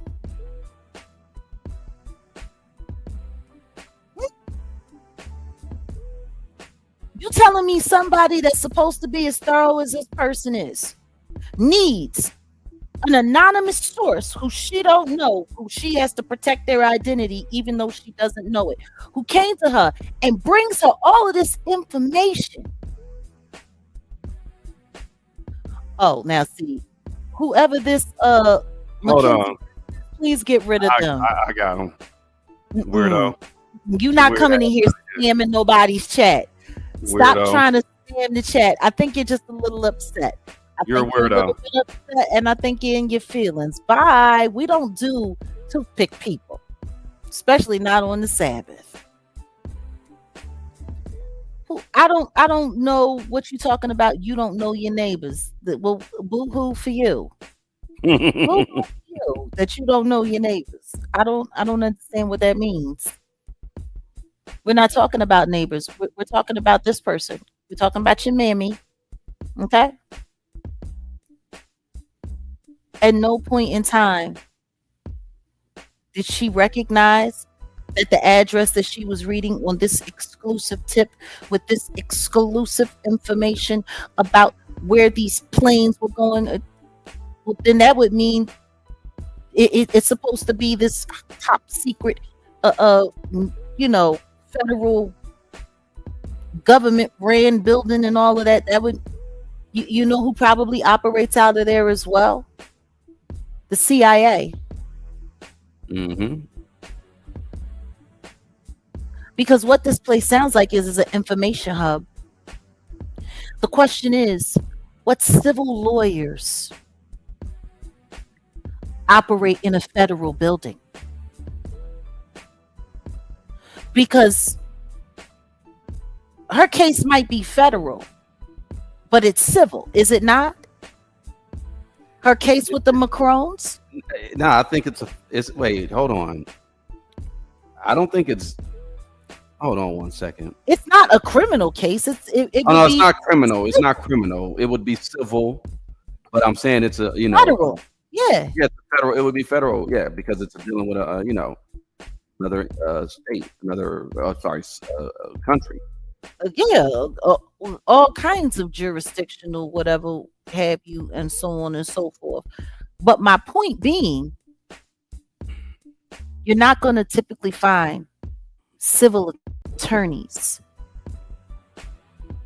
whose law firm is ran out of a federal building. Am I wrong? No. Usually, government ran buildings are for government and government employees. If everything that she's saying in this big tip that she got is leading all back to 920 King Street, I mean, come on, let's be real. Let's listen to her. Who, by the way, I have no idea who this is, but to give him and her even some more coverage. They're taking a tremendous risk. So I'm just going to read this to you guys. Candace, I'm aware that you suspect the government and other entities are involved in the events leading up to and on September 10th. You might have been wondering why SUBTT made so many visits to Wilmington, Delaware, out of all places. And I can personally answer that. The information I am giving you will implicate the FBI and various other government agencies all at the same time. I am entirely confident in stating that the plane and those vehicles are connected to 920 North King Street, which is at a place that is marketed also as 1 Rodney Square. And here's where it gets big. In June of 1997, the Department of Justice's own directory lists, quote, Wilmington Residence Office, 1 Rodney Square, Suite 404, 920 King Street, Wilmington, Delaware, 19808. She's sitting here repeating this address over and over again, and at no point in time does she not realize that she was talking about where her lawyer's office is. Suite 404. Yeah. Huh. But if I push ahead just a little bit,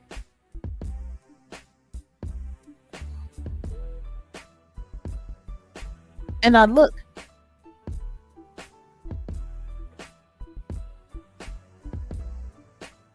these are where her lawyers operate out of.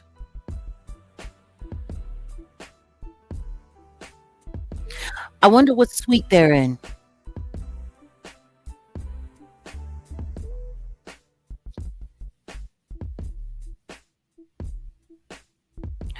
You know, we've been talking, and let's just have a little dialogue, because I wanted to share that with everyone, because I just wanted people to see where all of this is leading as we put it all together. Candace Owens has one of the largest podcasts in the world now. She came out bragging about how she was just made the #1 podcast in the world. She has millions of subscribers on a channel with no membership. She's getting all kinds of money, paid sponsorship. She's got it going on big time. But what's weird is that the head of YouTube is a Jewish man.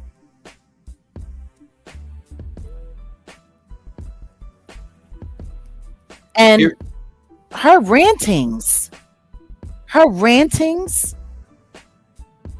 about how demonic. Wow. I don't go ahead. I heard you about to tap in. I was you were no, I was gonna be no, keep on, keep going. I'm looking up some stuff. You're right. The head of YouTube is a man who used to be the head of Warner Music, right, or something like that. And that didn't know where he come from. He was the head of Def Jam. Def Jam. Okay, yeah. But connected to Warner. And connected to Warner. So my mentored hear by me out. Russell Simmons. Yeah, I know. So hear me out. This has nothing to do with anything like that. Like they're letting her live, because here's what I'm thinking. And you did say she did, she came in through the door of music, or tried to get in through the door of music. That's what her cousin said. So peep the play. This is what I think. I don't know who this person is. Okay, who we got? She said, Jaguar, you are nuts, and all you are saying are lies. Really? How is all I'm saying lies when all I'm doing is pulling up facts? Well, I guess you are saying lies because you're repeating what Candace said, and Candace is saying lies. Okay. So yeah, my bad. Let me say something real quick. Peep the play. This is a play, if you ask me, and it's a very smart play. So she's being sued by the Macrons, correct? Mm-hmm. She's likely going to lose that case. So it's either one or two or maybe three things. She's running around here painting herself as this victim and saying all this type of thing so she can get money, donations, financial support from her people. Now we know, she doesn't have her members on, but nonetheless, I guarantee you, all those people, even if you send, $20, $50, it's like the church offering, right? It adds up. So she's either running around here playing the victim, painting herself as a victim so she can get broke off, or she's doing some like insanity type of play defense for the civil suit so that she could factor that in the civil suit. So she's not as liable. I don't know.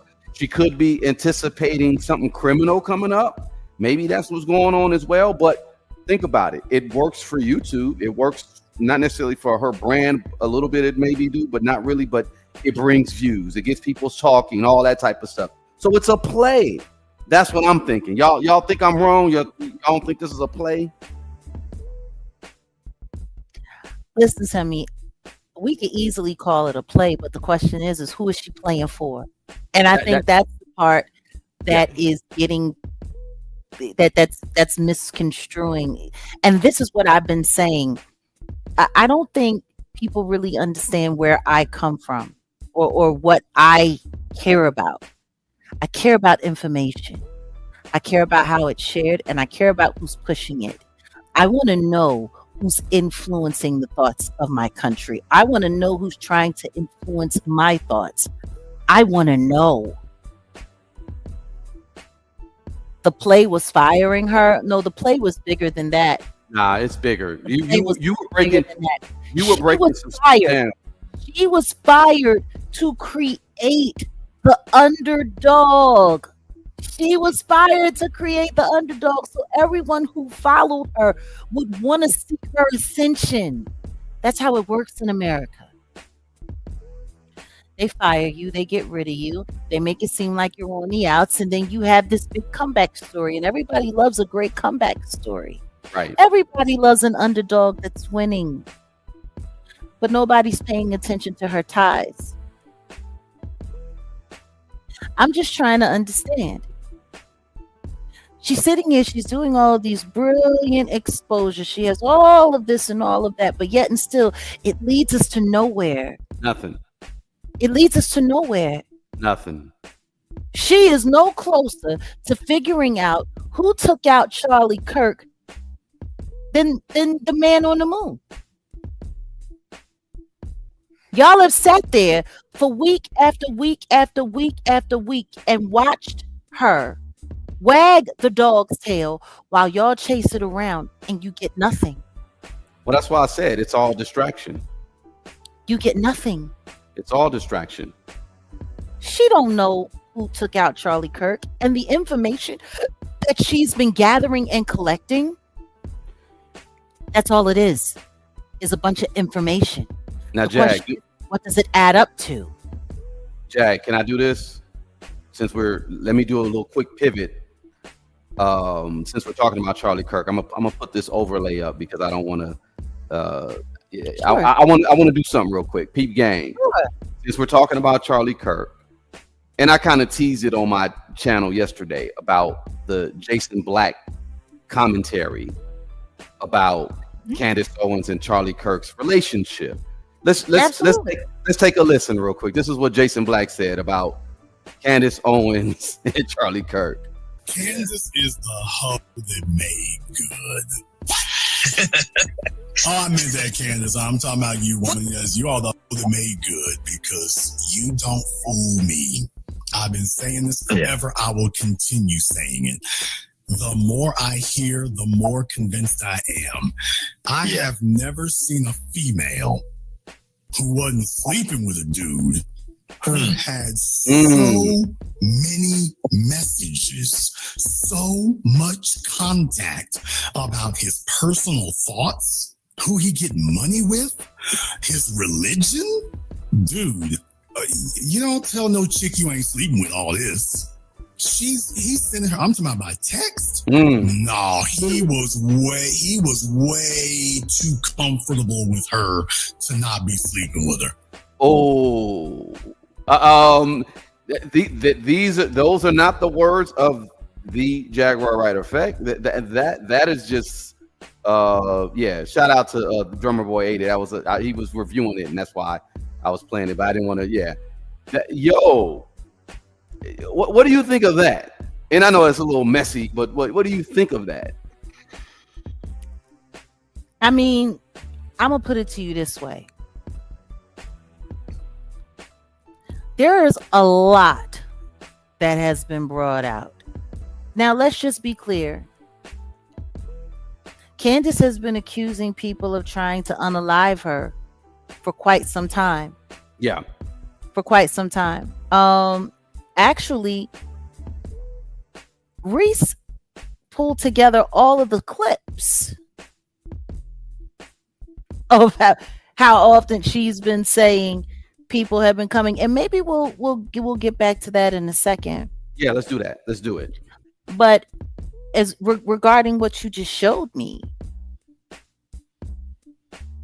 I thought something was weird that she had said, and I was listening to some commentary, and she was talking about how when she was still at Turning Point, and how the night that she met her husband, her and Charlie, they weren't going to, they were at the office and they weren't doing anything, and there was the Turning Point event that was happening in the UK, and she just felt compelled, and she felt like she needed to be there, and she felt like she had to go, and she felt like this and she felt like that, and she said, you know what, Charlie, we're just gonna go, and she grabbed his credit card. Yeah.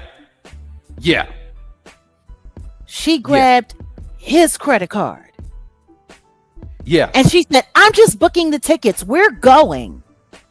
And there was a deal, and there was this, and there was that, and whoop-de-whoop-de-woo, and yada, yada, yada, yada, yada.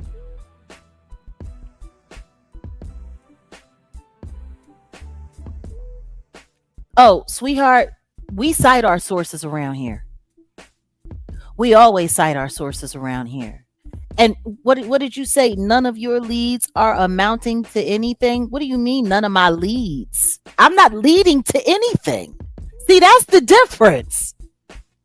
What am I leading to? We're having an open conversation about whether or not the stuff that she calls leads, the stuff that she calls facts, if that's leading to anything. This isn't about me. I didn't say that I did a personal investigation into her life. No. At any point in time, has anybody heard me say that I am investigating Candace Owens? Put a 1 in the chat if anyone heard me say that I am officially investigating Candace Owens.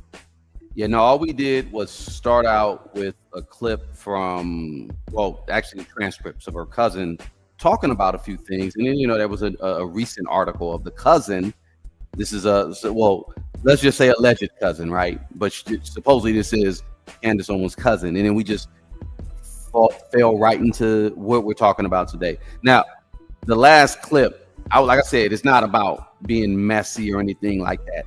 And I wasn't trying to get you to say anything, whatever. No, it's listen to where I have taught Cash Money bullshit on so many other people. Let's keep it real. I can't be mad at what that man had to say because I don't know a woman who can just go into her male friend. I don't care if they are the best of friends. I don't care if they grew up together.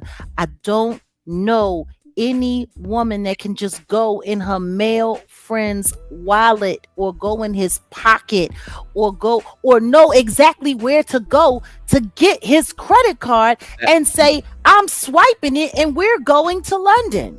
Right. See, that's the only thing he mentioned that later on in the conversation in his She didn't say, I asked Charlie to give me his credit card so that I could book the tickets. She didn't say, I took my credit card and booked the tickets and told Charlie he was going to have to reimburse me. She didn't say, I saw Charlie's credit card sitting on the desk and I asked him if it was okay if I used it because we needed to book these tickets because there was a deal and we needed to be there. No, she said, I took his credit card and I booked it. Yeah, I just find that wild. I don't know. Ain't no woman, even well, maybe my daughter. I'm sorry. Only my daughter could do something like that. Crazy, like just go grab the credit card, do something. Maybe, you get what I'm saying? But just some woman that y'all been, I don't know, whatever their relationship was. No, I've never had a friend. Who I just went and put my hand in their pocket. Yeah, nah. I've never had a friend like that. I've had boyfriends. Yeah, exactly. I've had lovers. Right. I understand that. That's what I was saying. I've been married. Yeah. If I'm getting down with you like that, like if we doing, right. Yeah, I know. You and go up in your pocket and take, but not friends. I have never had a male friend who I've ever put my hand in his pocket. That's different level of I don't know. But yeah, that's why I brought it up, and I was just like, "Oh, okay, this is interesting." But yeah, I mean, Candace Owens looks like the type anyway. She'll do something like that. They say what a woman you make if a woman squirt on you, she thinks she own you or something. But she always talks about how close they are. She always talks about how close they were.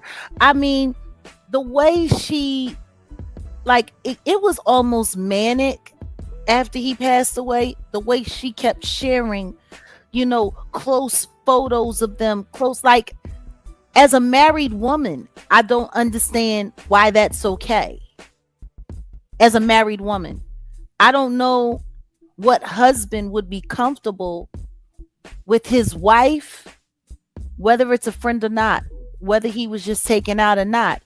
I don't know any husband that would be okay. Like she literally sat there and put a montage of her life with him together. No. Not even his wife did that. Not even his own wife did that. Oh, that's he just came out and did speeches. Oh. What? I didn't want to say the highlighted comment. Yeah. Yeah, no, you're right. Yeah. I mean, yeah. That part. Yeah. That part. You were thinking it was a company card. She said she took Charlie's card. She didn't say I grabbed the company card. She said I took Charlie's card. Yeah. You don't do that unless like I said, she skeeted on him something. I don't know what happened between the two of them. I'm not going to say what happened between the two of them, but what I will say is that everybody who's been following this story all along the way has said the exact same thing, that she has acted like she's had more right and more ownership to the memory of Charlie Kirk than his own wife. His wife, yeah.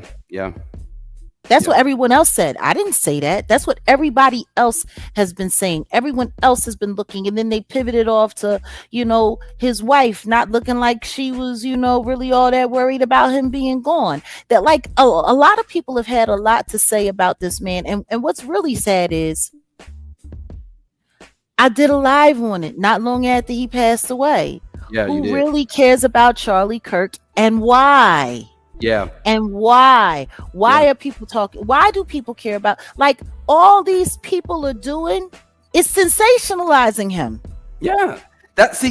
So even with, that's all anyone has done, for real. When I go around and I look on YouTube,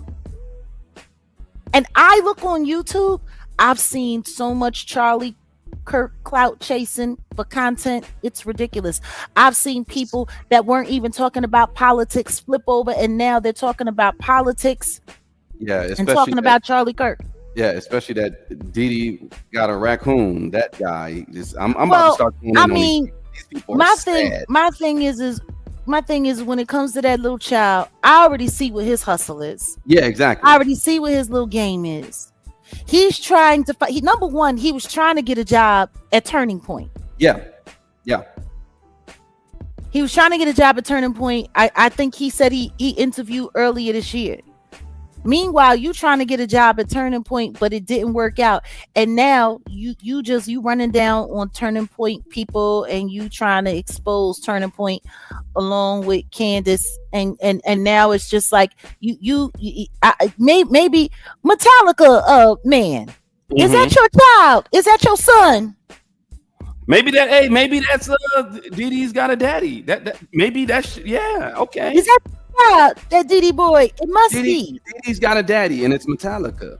Metallic man, manic. Okay. It's just like, I watch how these people play, and I watch what they do, and it's funny because for me, becoming a content creator wasn't something that I chose to do. It was something that I was kind of forced into because people had greenlit my name and made me content, and I had to put myself in the ring. And I'm gonna tell you something right now. If I was in the same position and something were to happen to me, and something were to, someone were to take me out, I wouldn't want people sensationalizing in my death the way they're doing Charlie Kirk. Like, that's just real. Yeah, it's sad. It's an abomination. But the person who's made, in my opinion, the most money off of his name since he died is Candace. Turning Point, they've been getting they donations and stuff like that, but Candace has made the most money, if you ask me, as far as content creating off of Charlie Kirk. And for her to do what she's doing, to now take it and say, now you were questioning whether or not Tyler Robinson was, you didn't think it was him, you thought it was the government. Then it was, okay, it's him, but he wasn't acting alone. Then it was, okay, he's working with the Israelis. And then it was the Israelis, and then they brought him in, and then that didn't work out, and then it went to the government, and then it was the FBI, and then you were calling out Cash Patel and saying how inept he was, and then you took a break after the memorial and all of that, and which, by the way, she didn't go to. Oh yeah, you're right. She didn't. She didn't go to, but why? More importantly than that, she wasn't. Buddy, why? More importantly than that, she wasn't invited. Her nor that Officer Tatum weirdo guy. Like his own the Officer Tatum guy, like he going down so bad. Like he's so busy chasing them $7,000 installments that he's getting from Israel to do, Israel friendly content. He's so on a tip that his own supporters who ain't banging with him no more are making memes of him eating watermelon and buckets of Kentucky Fried Chicken. Like, it's crazy. Wow. It's crazy. You lying. That's crazy. Yeah. Wow. Because he done flipped. And so now they saying that he a coon. And it's funny because he was cooning for them. You got it. I'm saying he was raccooning because they said he was raccooning and now, and I'm like, he was raccooning for y'all. He was the one that was sitting there. Did you ever see his speech where he was trying to call himself, do a speech, and he was trying to talk down on Rosa Parks and saying that Rosa Parks was a whole psyop and it was a whole setup? Yeah. Actually had a car. Yeah. No. And it's, see, I heard it, and I ain't gonna go into that because that's just disrespecting, No, my thing is at the end of the day, cite your source. Who confirmed that for you? Who confirmed that Rosa Parks had a car? Like, nobody asked him to cite his source on that. Not at all. Nobody.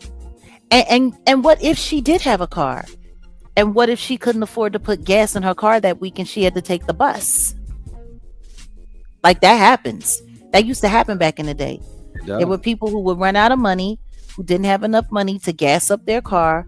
Because back then, 2 bits would get you on the bus. $1 would get you some gas. But 2 bits could get you on the bus. What? You said 2 bits. That's hilarious. Yeah. 2 bits. But there is a story about a young girl who was the original, complaining of the whole thing with, like, sitting on the bus, blah, blah, blah. Yeah. She was underage. I think she was like 15, and she was pregnant by some like white man.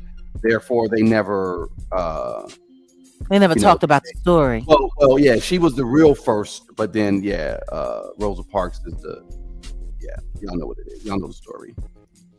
But my thing is there's a lot of people that have a whole bunch of things to say, and once again, they sit there and they watch Candace and they listen to Candace and they take everything in, and she's so convincing and she has such a great delivery and she's so witty and she can read so fast and she can do all of these things. But I'm sorry, I don't. Never allow yourself to get so like enthralled by a human being that you don't bother to go up and check and make sure that they're not capping on you. There you go. Like the simple fact that she's putting out tweets talking about this Camp Riley and it doesn't even exist, and nobody's questioning her on that except for the French media. But American media is just sitting here eating it up. Oh my goodness, they're trying to unalive me. They were after Charlie, now they're going to be after me. Now she done taken the whole investigation and she done walked it all the way back to the same people that took out Charlie Kirk are trying to take out me. They were trying to sue me, and now they're trying to unalive me. I'm telling you, this is going to be a defense of hers for this case, that she was in grief and she done went insane. That's probably what the play is. I don't know. I'm just a ninja for something. I don't know. Could that be a play? Maybe it is a play, or maybe she's doing her job, because maybe whatever happened, maybe whatever happened to Charlie Kirk, nobody ever wants anybody to know what really happened behind that situation. So you get a big old mouthpiece like her with this huge platform, and you let her run everybody in every different direction. I mean, the truth is, the investigation that she's doing on Charlie Kirk's assassination isn't much different than what they've been doing with Diddy. Exactly, making a spectacle of the whole thing. Yeah.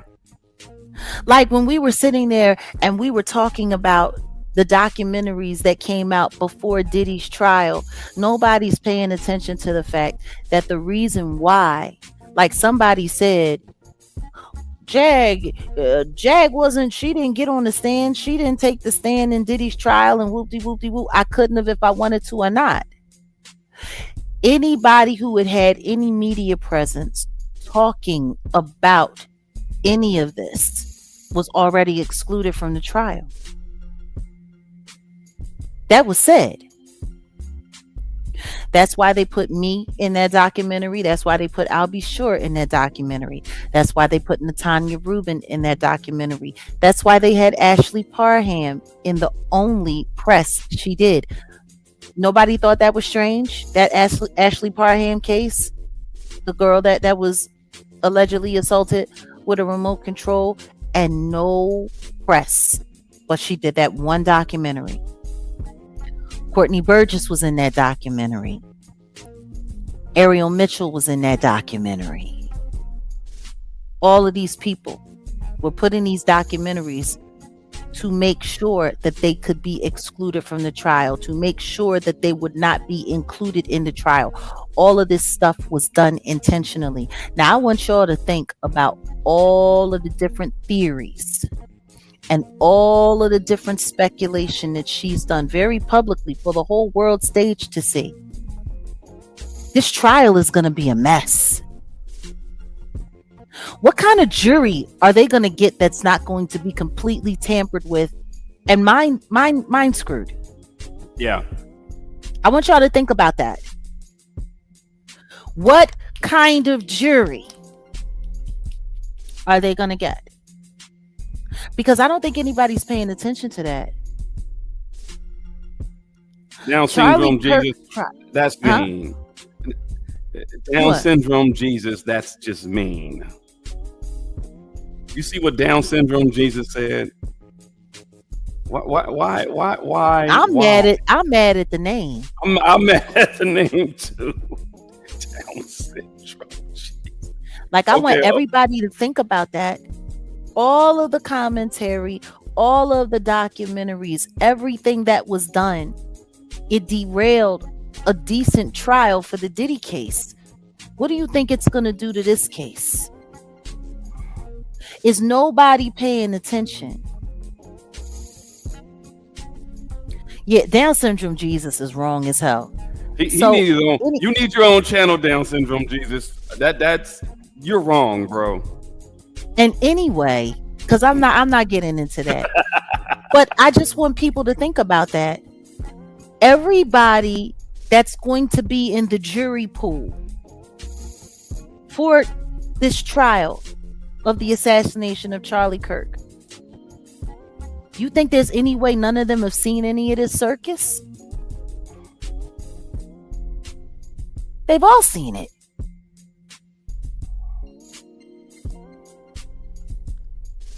Like, they've all seen it. Is nobody paying attention to that? Yeah. Jury selection for this trial, it's going to be impossible. How are they going to find anybody that's totally unbiased or not confused? She's come up with every theory other than the devil made him do it. That's the only thing that she, like, it's crazy. Yeah. It's crazy. Nobody's paying attention. She has single-handedly tanked and twisted and destroyed the jury pool. She should have been silenced on this a long time ago. So why wasn't she? Meanwhile, Nick Fuentes is finally starting to get a little play, and he's even being embraced by her very good friend, Tucker Carlson. As the Groypers are stepping to the fore and they are forced to be reckoned with, and they're this and they're that and they're this and they're that. But 4 months ago, he was calling her and her husband out.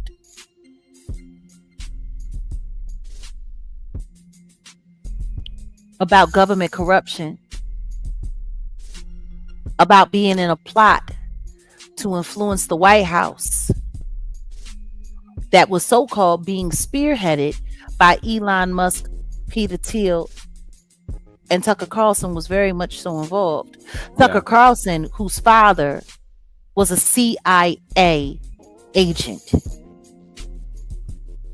who he lied about and pretended that it wasn't, and then he was, and then he said he wanted to be in the CIA. For all we know, it's wild, because I was just looking at Netflix the other day and they have Homeland running again. And salute to Claire Danes. 8 seasons of that show. People should go back and they should look at how the CIA actually operates, because they use former real CIA operatives to help set the stage for a lot of the script writing and stuff in that show.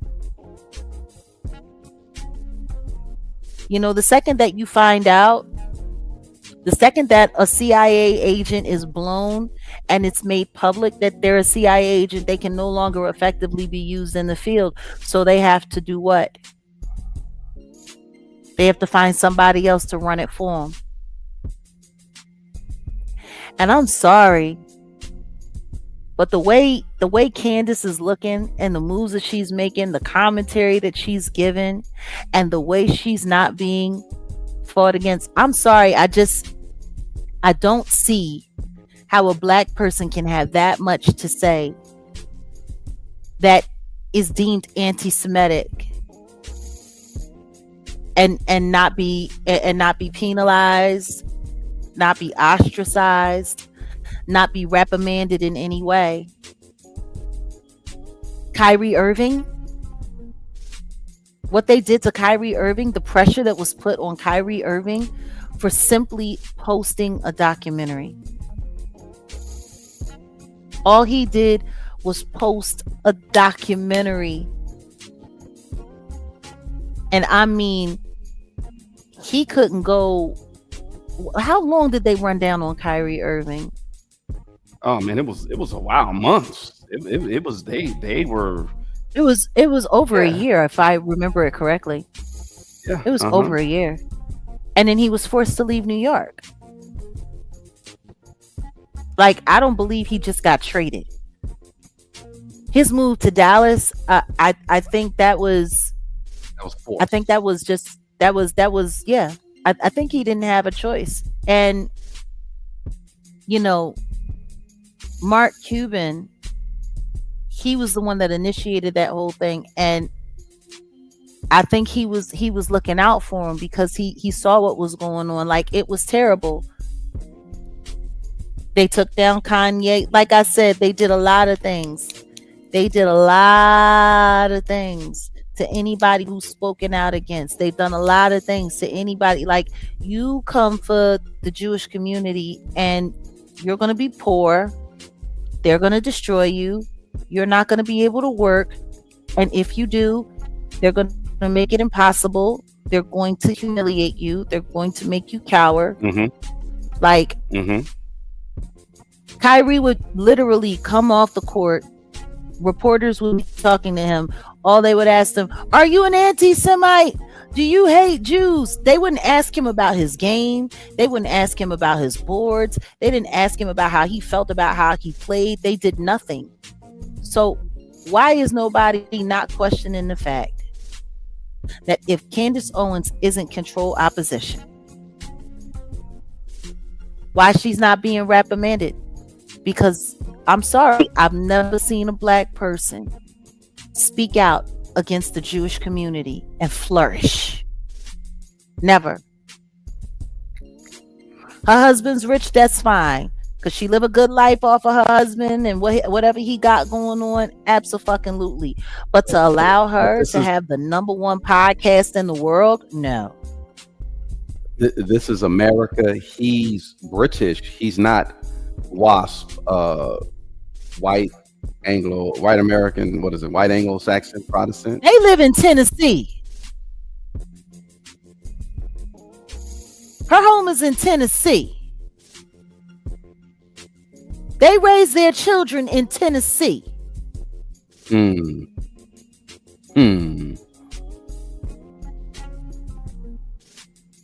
where there's a lot of FBI and CIA Dizzles. activity going Yeah. on there, allegedly.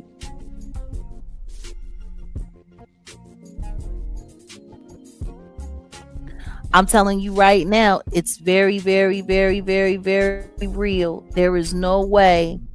There is no way. Supernova, I was saying Protestant because he's a Catholic, right?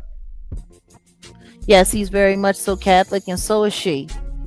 She Yeah, so that's why I say Protestants and Catholics are different, correct? Am I wrong about that? They are. Yeah, so that's why he said her husband is a WASP, Anglo-Saxon. No, that he would have to be Protestant. He isn't Protestant. He's Catholic. he's not Protestant. He's Catholic. Yes, they see that's the thing. They have these.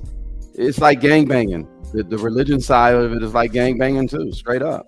You know, if you're not down with this, and if you're not down with that, then yeah, they bang on you. Listen to me. I think that a lot of people are just invested in seeing a little black girl swing and hang with the big white guys, and the big white guys loving up on this little black girl. I really just think that that's what it is. I think that that's what it is. I'm sorry. I don't see I don't see what everyone else sees. I think she's witty. I think she's smart. I think, she has great qualities, but to what extent? Because what I see is a lot of orchestration. What I see is I think she's being fed a lot. Like, that's what I think. I think they feeding her. And if I go back and I listen to her cousin and I look at her cousin and what her cousin has to say, her cousin says she's a liar, she's a fraud, and she's full of shit. But she loves her and she don't judge her, but she's absolutely full of shit. And she used to be, she was supposed to, I thought Candace was going to be big in the music and she was going to be big in this, and then instead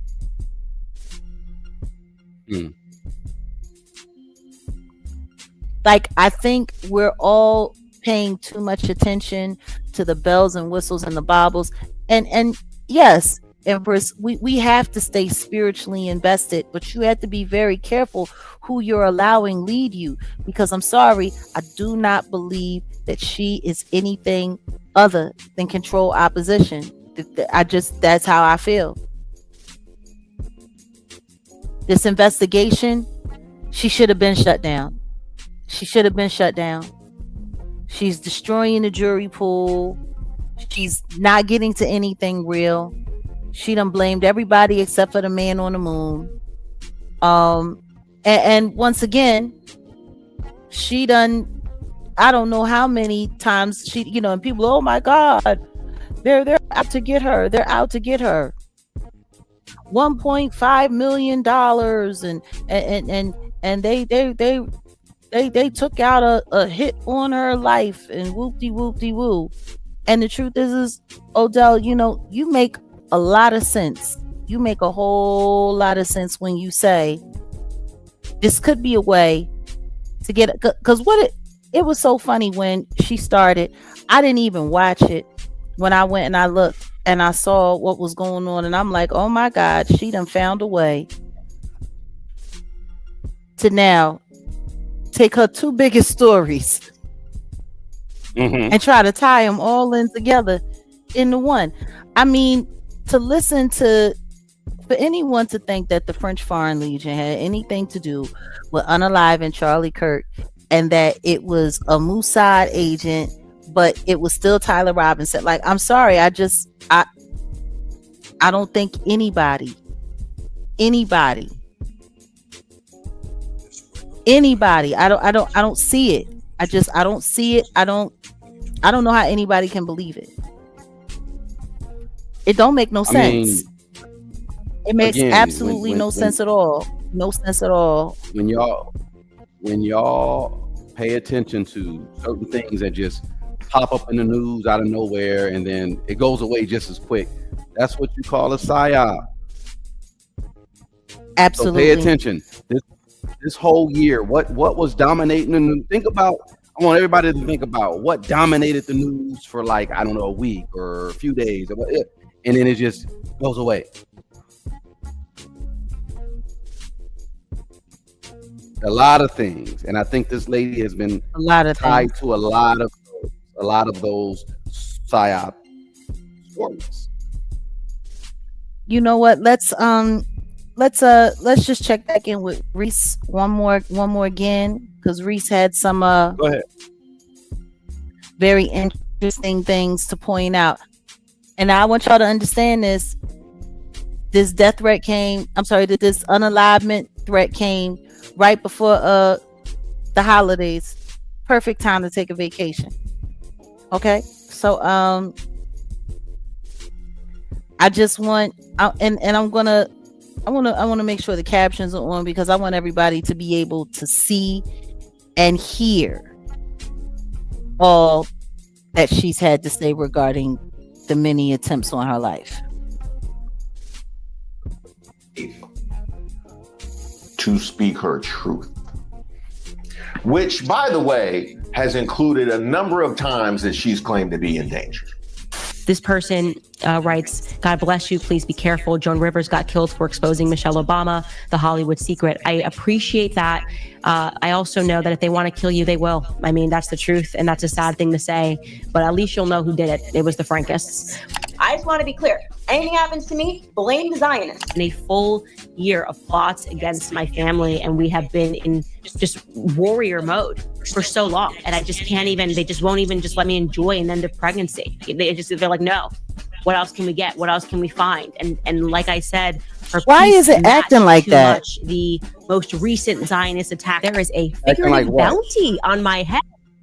Apparently, influencers making up to $1,000 on my monitor. Hold on a second. Candace and anti-Tucker Carlson videos. The people have given us names and said this is the marketing campaign that's paying for this, or this is the organization. Hold on a second. That offered me money for is this. it just on my monitor, or is it glitching? Obviously, I'm aware of it. Is it glitching for any of you guys? I'm looking at it on. Yeah, it's everybody. Don't trip. Yeah. It's bandwidth. I'm also uploading some. This is almost done, but I'm also uploading something over here. So just do what you do. It should. But it's that all the way around. I hate to say it.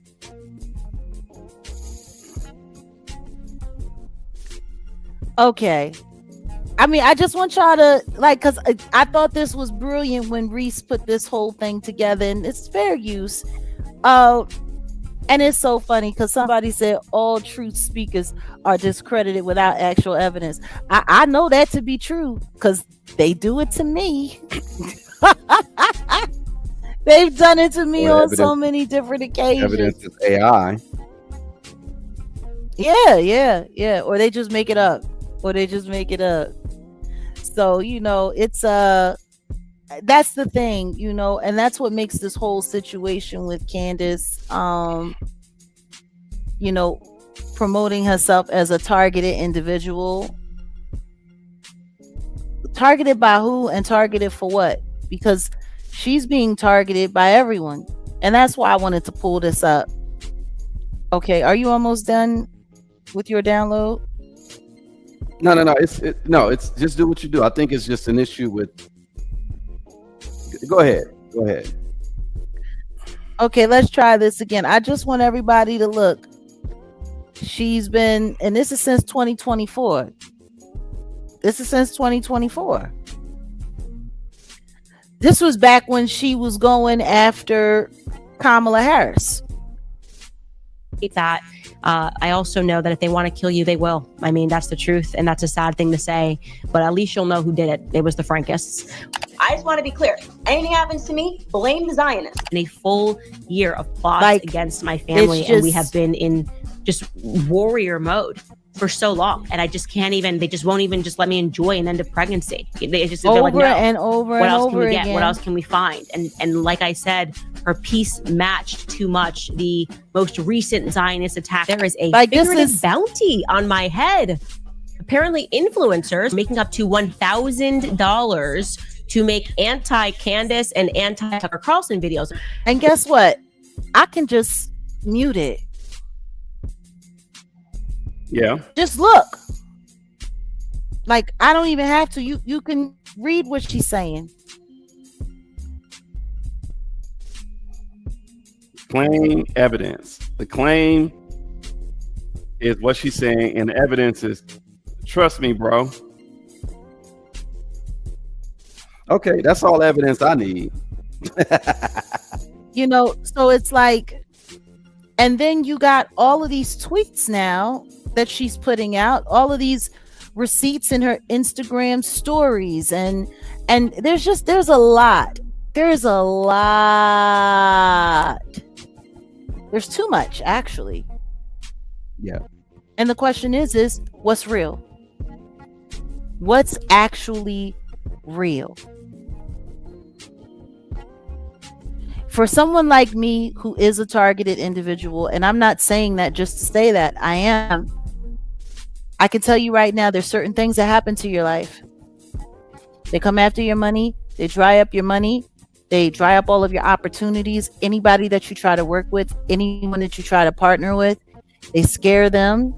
They try to take from them. They ruin them. Extreme tortious interference. Not just typical, but extreme. You know, it's very, very, very extreme. They go after the people in your life. You know, and at the end of the day, we have to ask ourselves, what are we seeing and what are we really believing? But I mean, if she is being targeted, what I can tell you is this: if she's being targeted by the people that she's saying she's being targeted by, there's no way in the world that she's got the evidence that she said that she has, because there's no way that would just be out there. Right. No way. No way. No way. The French government, we're supposed to believe that the French government wants her so bad that they're sloppy enough to let receipts of them doing money transfers via bank accounts. Hey, Natanya Rubin's in the building. Peace. Hey, what's going on? Seriously, there's just something wrong here, and I don't like it. You know, sis popped up in the building. Natanya Rubin, also someone who's been a targeted individual. You know, when that happens to you, it's real.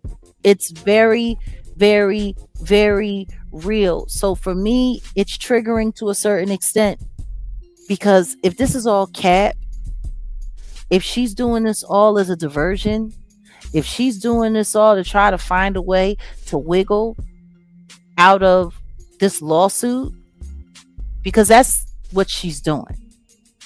Like, even Megyn Kelly already said, oh, you know, Candace, and you know, she's just really sad that Charlie's gone. She's just really sad. Like, she's literally trying to make her sound like she's having a nervous breakdown or something. Yeah, that's what I was saying. It's like they're gonna paint it. Maybe she'll use this as, well, you know, I was grieving and following what money? Yeah. What money?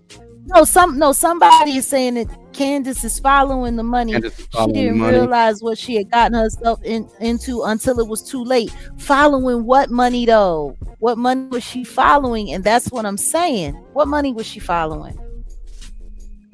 What evidence, what proof was there at all that the French government had anything to do with the assassination of Charlie Kirk? It was the Egyptian planes that led her to the French Foreign Legion to put it all together in this big stew of the same people that took out Charlie Kirk are trying to take me out. Were they trying to take out last year when she said she was being hunted? Like, I've always been very clear on who's hunting me. I've always been very clear on who's after me. I don't go from one person to another person to another person to another person. I don't know. It's always the same. They was trying to take her out for talking about Kamala. They was trying to take her out for talking about this. They was trying to take her out for talking about that. Now, like, it's a lot. And then she goes away on these vacations, and then she comes back and she's got her next round of content where people are going to just line up to listen to whatever she has to say. Like, her show is canceled, but her channel is stuck and she's still selling merch. Okay. Or is she just taking a break for the holidays so her and her family can travel and they can go over the pond and spend time with grandma and granddad in England and you know, go horseback riding and eat blood pudding? Like, I don't know. Like what is she following? Because she was busy following the gender of Brigitte Macron, and that led her to a traffic to the a traffic jamming ring. What happened to that? I'm just curious. She was so hot on the tail of that when I was asking everybody about where this whole Brigitte Macron thing was going, and the lawsuit came, and we're not going to stop. We're not going to let up. We're not going to do this. We're not going to do that. What do you mean I didn't clearly listen to any of Candace's content? Listen to me. I have listened to her content. Yes, I have clearly listened to it. I have. And I've questioned it as I've watched it. The convincing way she did it, it's a little bit more intelligent, but I've seen a lot of trolls on YouTube that do the same thing. I have receipts, and this is a receipt, and this is a receipt, and this is a receipt, and this is a receipt, and I have a receipt. Or like you said, it said the source was the evidence or the receipt, the source was trust me, bro. Like, that's really what it comes down to.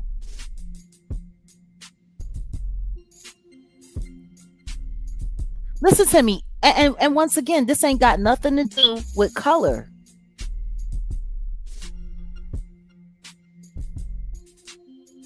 And once again, I'm not saying that she hasn't said real things. I'm questioning all of the not real things that she's saying and how dangerous they are and what they're doing. Yes, she is. She's a distraction, in my opinion. She has become a very skilled disinformationist, and she's doing it with great help, because there's no way that she can be punching at as many things as she's punching at and not be shut down by now.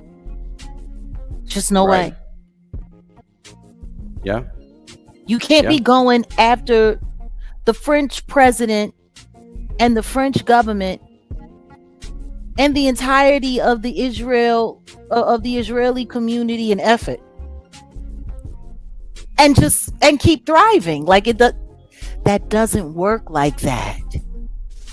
I can tell you that. I promise you that. Nick Fuentes has been through more persecution than she has. That doesn't make any sense. It's not real.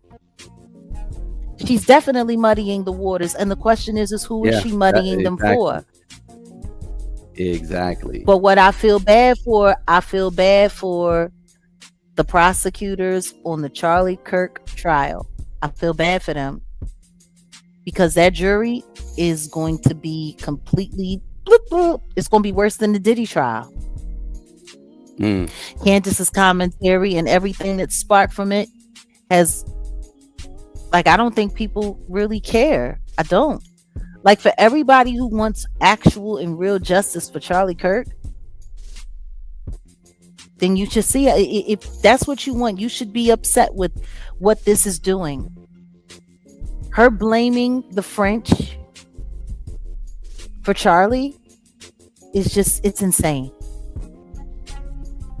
And guess what? If I'm wrong and it turns out that all of this is true and that she's the biggest truth teller in the world and she's the greatest one that ever did it, I'll apologize.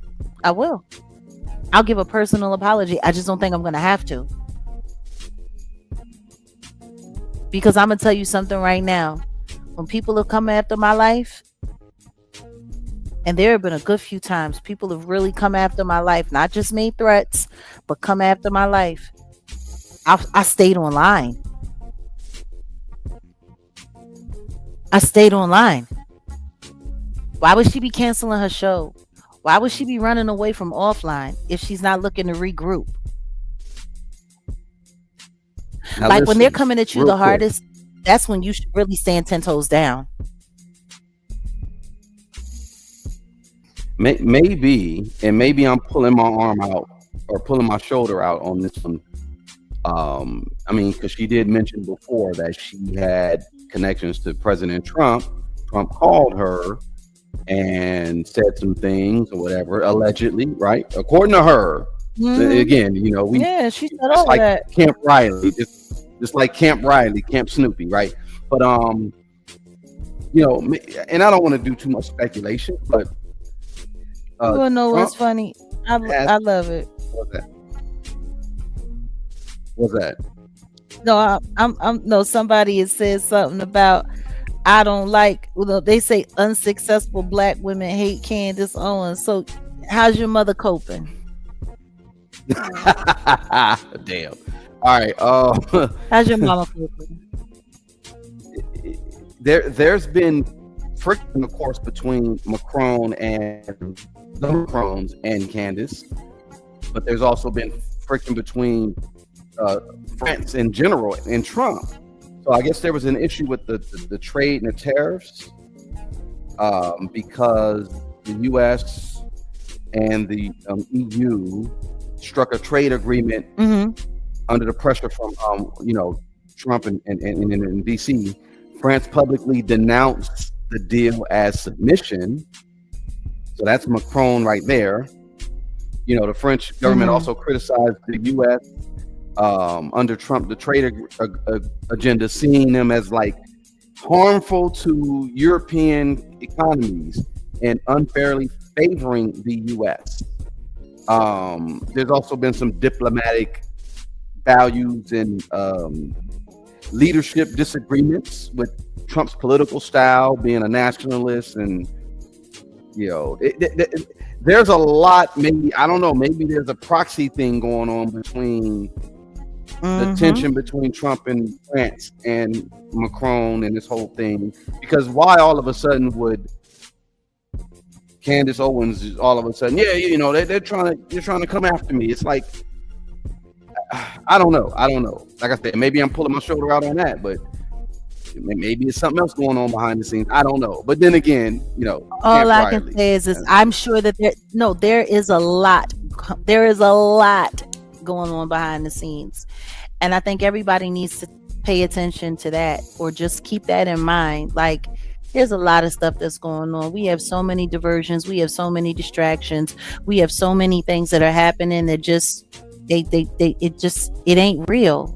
Like, it's not real. But when it gets to the point where you can start pulling large threads out of someone's like outcry for, oh my God, they're coming to get me, you got to really start paying attention to what's really going on. Like, let's just be honest. These tweets, the simple fact that you can go and you can look it up and see for yourself that this Camp Riley that she's talking about, where they were training to take down Charlie Kirk and all of that, the simple fact that that doesn't exist, that's red flag number one. Yeah, that's red flag number one. That's a huge one. Number two, the whole 920 King Street, it's another big red flag. That's where your lawyers' offices. So your lawyers that are representing you in the Macron case, they work in a government complex. That would probably mean that they're government ran attorneys. Yeah, might be. And why would a podcaster have government ran attorneys if they're not a government employee? Like, I'm just, I don't think people are paying attention to the fact. All you have to do is say CIA. My friend Tucker, whose dad was a CIA agent, and y'all sitting online running op after op after op. Yeah, no. I think people ought to be very careful. Ought to be very, very, very careful. And there's been a couple other commentators that have said if they wanted to get her, she'd already been got. Oh yeah, And there to a wouldn't have certain been no extent, evidence. and there would be no evidence at all. No evidence at all. Not with the kind of people that she's accusing of being after her, and not with the kind of stuff that they're capable of doing. It's just not possible. This is all looking like a bad soap opera. A telenovela. And not saying that we want anything to happen to her, or no, we're not saying that either. God no. If she was credible, even with like I said, Camp Riley, that's all I'm gonna say. Camp Riley. Salute to Camp Riley, where they train the baddest and the few and bright shining stars of maybe she was watching a movie like Born Identity or something. I don't know. No, but when I saw that, I'm like, ain't nobody gonna talk about this. And that's why I wanted us to come and just have this conversation today and just take some time. We do long form videos over here. We don't, when we go live, and we enjoy talking to the chat, even the haters. The thing is a lot of what y'all have to say. Huh? I was going to say before we're wrapping, do you want to put the link out so if someone wants to join and come up? I mean, what do you want to do? It's up to you. I mean, sure, why not? Drop the link. Let's do it. Drop the link. We'll be here for a little bit. We haven't done this in a long time. I think people, for whatever reason, I don't know why people want to encourage this ideology that I'm jealous of people, or that I get jealous of people, or that I want to be like people. No, I don't. I've lived my own life. I've done my own thing. I'm older than most of these people at this point in time. And, I remember what it was like being young and being very successful. I know what it took to get there. And I know what I chose to walk away from. Don't get me wrong. Money brings a certain amount of comfort and all of that, but it also comes along with its own expectations and requirements. A lot more problems. I've gotten to the point in my life now where whatever windfall that God chooses to bestow upon me, I know it'll be done specifically to do his will. And what I do know is that it is not in God's will to confuse people. God is not the author of confusion. And today being the Sabbath, what do you mean I sound a little salty? How? Salty about what? How has anything that I've said been salty? I've had it all, and I've walked away from it all. I don't get caught up into those things that most people get caught up into. The stuff that matters to me now in life are not material things. Not at all. But what I do know is when I take my final breath, I want to do it with a clear conscience and knowing that I did right by what God wanted me to do. And it's so funny. The most powerful group of people have tried to shut me down as well. Nobody's tried to shut her down. Do you know how easy it would be to shut down Candace Owens? It'd be super, super easy. First thing, take all the monetization away from all of her platforms. Yeah. Do y'all remember Russell Russell Brand, his story got quiet real fast too after his allegations came out. It's funny. They put allegations on him. They put allegations on me. Unfortunately, mines weren't real. They just made it up and was dead ass wrong about it. But Russell Brand had one of the highest grossing like podcasts here on YouTube. He was making cheese. And all you know is one day, boom, they demonetized this platform. He shut down what? He was done what, about a month after that? Mm-hmm. Well, also, like that's all it takes. Like Alex Jones. They can Alex Jones easily. Woo! Listen to me. If she loses that Macron case, that's exactly what's going to happen to her. And that's what people are saying. They're speculating like she's going to go out like Alex Jones. I think she's trying to prevent that. But for me, what really bothers me is if you're using the death of your so-called best friend to try to find a way to wiggle out of this lawsuit, that makes you a scumbag. Like, for real, for real. Like, using his sacrifice to save your ass because you went too far on a bad story. I'm sorry. I that would make you a scumbag. I know her husband is friends with Andrew Tate, and Andrew Tate, I don't even speak his name. I don't understand him. I don't want to understand him.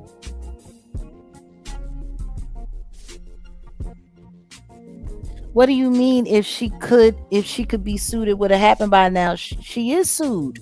She got and sued. She's been sued on several occasions. But she is sued by the French people. That's real.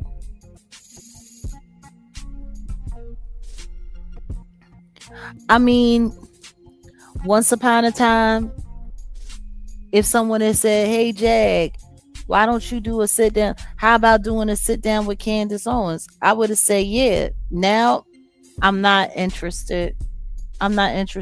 No, for real. I don't want to talk to her because honestly, I think a conversation with her would be nothing more than a federal investigation. Like, that's how I feel about it. Like, honestly, I think she worked for them boys. I do. I think she worked for them boys, and I think she's going to be valuable to them as long as she can run the disinformation machine. That's how I feel. Like, I don't want to talk to her. All she be doing is informing on me. I mean, but the truth is, most people here on YouTube, that's what they do. Like, I don't know if y'all noticed. That's what they do. Number one, she ain't got no Yeezy. She don't got Yeezy at all. How she got Yeezy? That's not even real. If you ask me, in my opinion, I think the government put them on him. I think the government put her and her husband on him to trip him up. I do. Do you want to go into that in regards to that parlor situation? Yeah. I mean, we could talk about that. You wanna start it off, because I was gonna grab something to drink right quick. We've been live for a while, and I mean, in my opinion, listen to me, Myrna. I think she like Trashy K low budget, but Candace Owens, I think she working for them boys. I do. So anyway, you were saying. Okay. Yeah, go ahead. So there was an app, Parler, that it was a social media platform that Kanye West was looking at purchasing back in 2022. So they announced it. It was October 2022, and it's because Kanye West was suspended from other social media platforms for anti-Semitic remarks. Parler's parent company and Kanye West mutually agreed to cancel before the end of 2022. So initially, they were going to sell Parler to Kanye, and then the sale was off. There was no specific reason why the deal was terminated, but yeah, that's what happened. Now, if you don't know, Parler was ran and owned by Candace Owens' husband, George Farmer. So, and this is according to Reuters, and let me go ahead and read that, because I don't know if Candace had been in Kanye's life dealings or whatever before this. I don't think this was just like, okay, the reason why her and Kanye linked up was because of this Parler situation. But they said the decision to not purchase Parler by Kanye West, the decision was made in the interest of both parties in mid-November. The company made that statement, and they said Parler will continue to pursue further future opportunities for growth and in the elevation of the platform for our vibrant community. So essentially, I think Parliament Technologies is what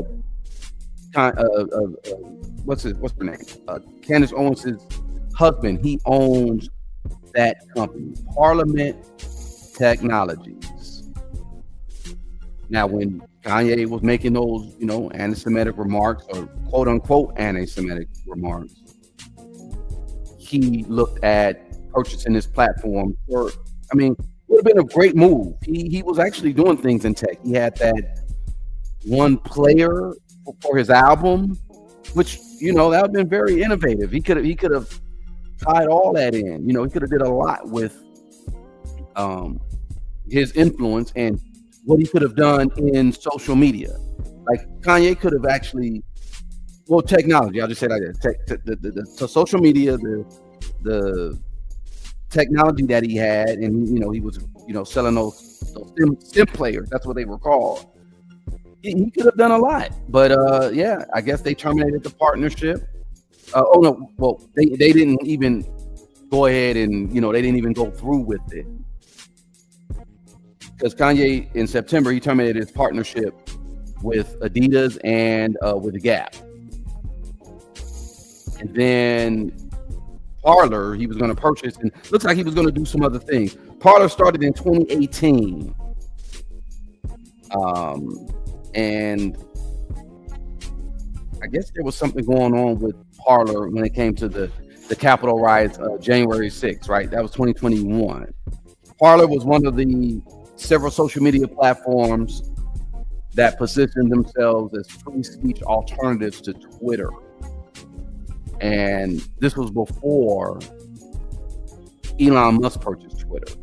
And then mind you, Elon Musk and Kanye are, I saw Elon Musk in Kanye's documentary, and Elon with his weird ass was there, and doing weird, whatever he do as a weirdo, basically. But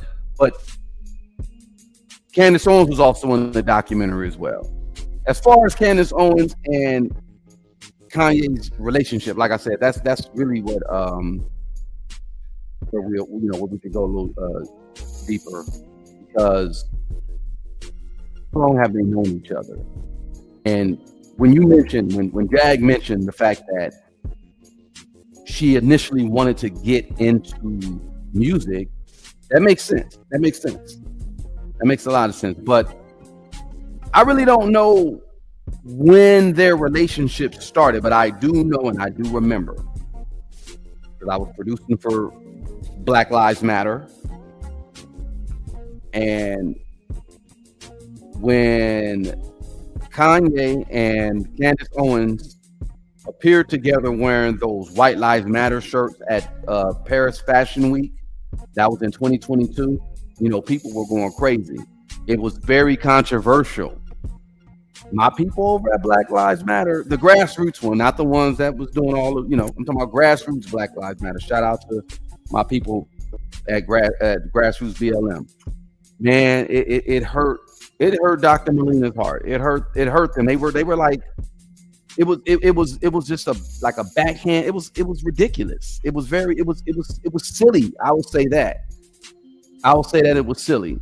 But I don't know when Kanye and Candace got together officially, but I do remember that moment, 2022, and it's like that whole little situation.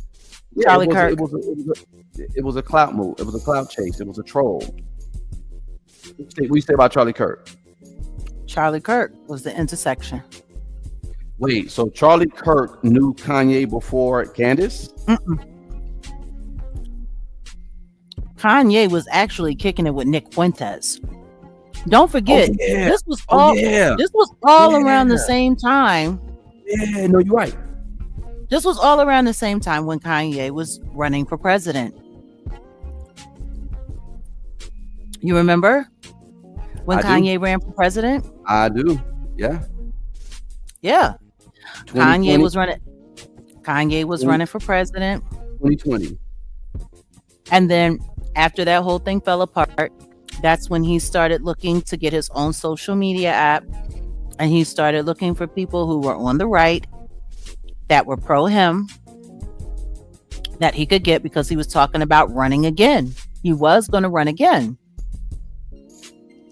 Because when he went to Mar-a-Lago with Nick Fuentes, he actually asked Trump to be his vice president. Trump was like, "Oh yeah, sure, my African American, yeah." A lot of people forgot about Kanye running for president. A lot of people forgot about a lot of stuff that happened, but that was where the intersection of Nick Fuentes, Candace Owens, and Charlie Kirk came into his life. So someone pointed out in 2018 is when they possibly have met or got together. Okay. Listen to me. I know that they met in 2022 through Milo. That was because of Kanye's political aspirations. I guess I'm not being clear enough. So let me clarify for those who Kanye was looking for people on the right to support him in his bid, because he was going to go and run for president again. Kanye was very involved in social media, and he was starting to say very polarizing things. Yeah. Milo introduced him to Nick Fuentes. He was kicking it with Nick Fuentes, but entered Turning Point. They were all right there. And he was looking to get his own social media app. In walks George Farmer, Candace Owens' husband.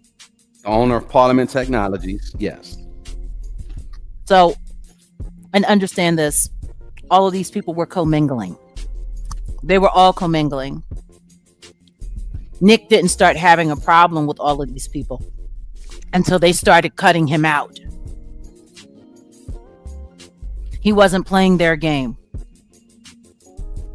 Because after that meeting, because Nick was at that meeting at Mar-a-Lago with Trump and Kanye. But I digress. Point is, if you go and you look at Kanye's documentary, you'll see Charlie Kirk and Candace Owens. What I found interesting, though, was Charlie Kirk wasn't the mouthpiece in that situation. It was Candace. Candace did all the talking. Charlie Kirk, he was there. He was around. He was talking. He was happy to see Kanye. He was glad that he was there. And of course they wanted Kanye around. Kanye's fan base, his loyal fan base, huge. Oh yeah. And they were looking for voters to up their political cachet with whoever the next candidate was going to be, to say, hey, we got all of these people in our back pocket and we can push these votes in your direction, because that's the name of the game. So Kanye was a mark regardless. He was a mark regardless. But for Candace and her husband to be able to flaunt him having his own social media platform, like he saw Trump go and get Truth, so the Truth, social. He wanted his own too. Yeah. They kept shutting him down. I'm sorry. Whoever this person is, I'm getting rid of you because you over here talking crazy. Don't sound so envious, person. Yeah. Okay, you got him. All right. Yeah. Like it's people, yeah. But anyway, my point is, when I'm sitting there watching, it was Candace Owens that was really sitting there hyping him up to do the White Lives Matter thing, to spread the rhetoric that she had about George Floyd. And you know what? I'm still trying to understand how people gloss over that. Like her hatred and her disdain. Her hatred and her disdain. No, her hatred and her disdain for Black Lives Matter is one thing. As a heavy right. But the way she went after George Floyd, that was nasty. Nasty word. Ridiculous. That was nasty. And I'm still trying to figure out, like, how in the world did everybody give her a pass on that? Like, how do we get to the point where, because everything that Kanye was saying in his interviews, and is anybody not paying attention to the fact that at this time, it was Kanye that was sitting down on Fox News with Tucker Carlson. Yeah. Yeah. They passed him right over. Here you go, slide you right there. When he sat down with Tucker Carlson and he started talking about how the white man in America is the most discriminated against and whoop-de-whoop-de-woo and all of the stuff that he was saying, those were all Candace Owens talking points. Yeah.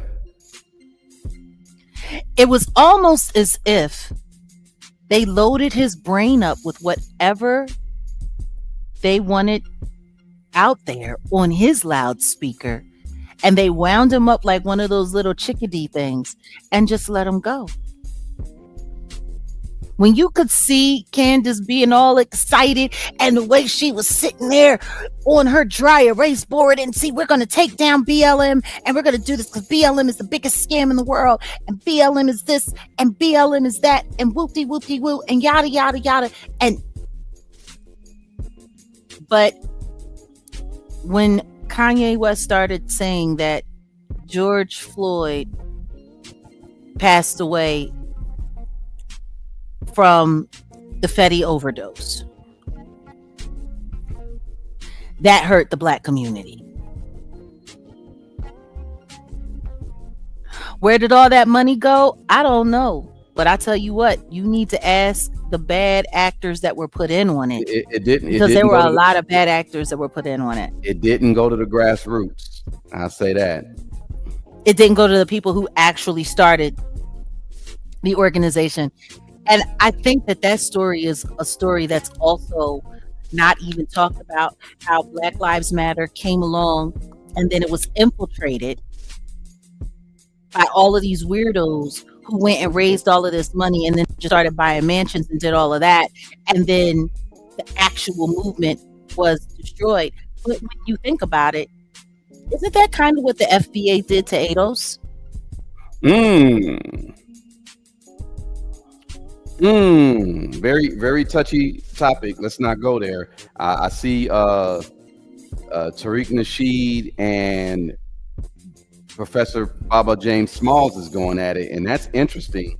James Smalls called him basically an agent to so many words, and anyway, you got a point though. You got a point. Anybody want to come on up? I'll put the link up, y'all. Y'all hit the link. Y'all want to come on up? Hit the link. Let me pin it. Bye, Metallica.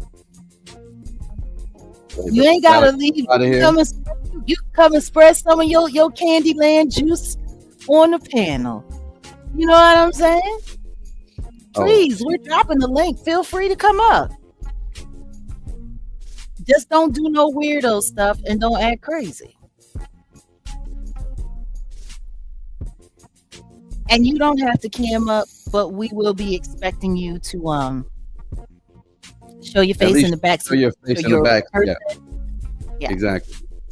No AI, no AIs, no avatars.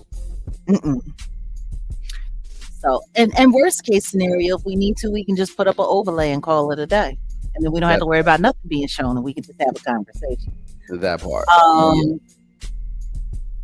But there's just a lot of history there, and I really wish somebody would hit the link and come on up, because, like, for real, it's I'm trying to understand how we're not addressing that at all. Like,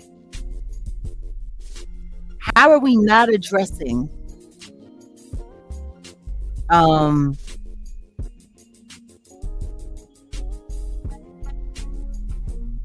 yeah, I don't know. How are we not addressing, like,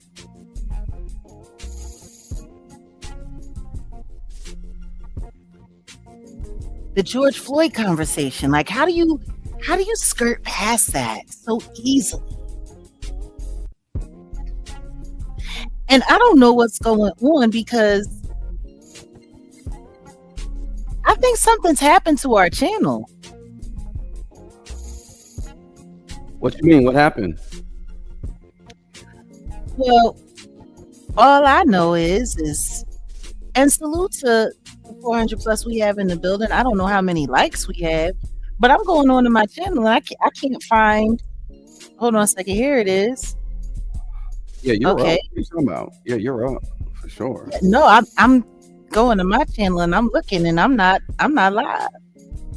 Why are you not live? Hold on, let me see. Hold on a second. Wait a minute. Okay. The Jaguar Wright. Okay, now it's wild because it's saying that I'm only, all right, so we only got you're up. We got, okay, so then we're spread out over all the channels, huh? Yeah, I was about to say it should, but no, it was actually more, but yeah, for whatever reason it did drop. Yeah, I see. And we can do, I'm sitting here looking, we can do a lot better with these likes too. We can do a lot better with these likes. These likes ain't liking at all. Yeah, our numbers, they're dropping. I don't know. Anyway, maybe, it's that time of the day. People are, falling off and doing other things. We pretty much covered the topic as much as we could, though. How many channels do we have? You like me, but we have a few. But this is our main community channel here, the Jaguar Wright Effect. You can always get over to Set in the West Doc. And at Set in the West Doc, it's hip-hop information, hip-hop conversation, hip-hop community, the documentaries, the commentary, the videos. There's a lot there. So I think you'll appreciate it. I'm going to go ahead and I'm going to pin the link in my chat for anyone who's interested. Put the link in again. Well, I just pinned it to the top of my chat for anybody who might want to join it. I don't think anybody wants to talk to us. I don't think anybody. No, I don't think so. Someone asked if do we think do we think Candace is pretty? I think Candace is married. That's what I gotta say about that. So. They asked you if you They think said she's ask both. They asked you and I. I mean, I think yeah. I don't know what that has to do with anything. I think she looks a lot better than she used to. That's what I think. I think back when she was you know, I don't know what she was doing. I know that she's making enough money now to have hair and makeup on staff. Oh, You know, where you, Akasha? Where'd you go? Is it Akshaya? I'm sorry. yes, Akshaya. It's saying that her device isn't connected. All right. So Now she's a supporter of yours, so I know.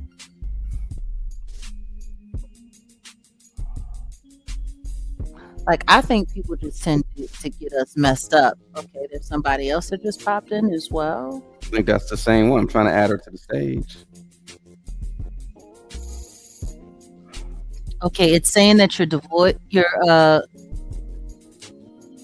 device is not supported, so we're just gonna kick that one from the studio, and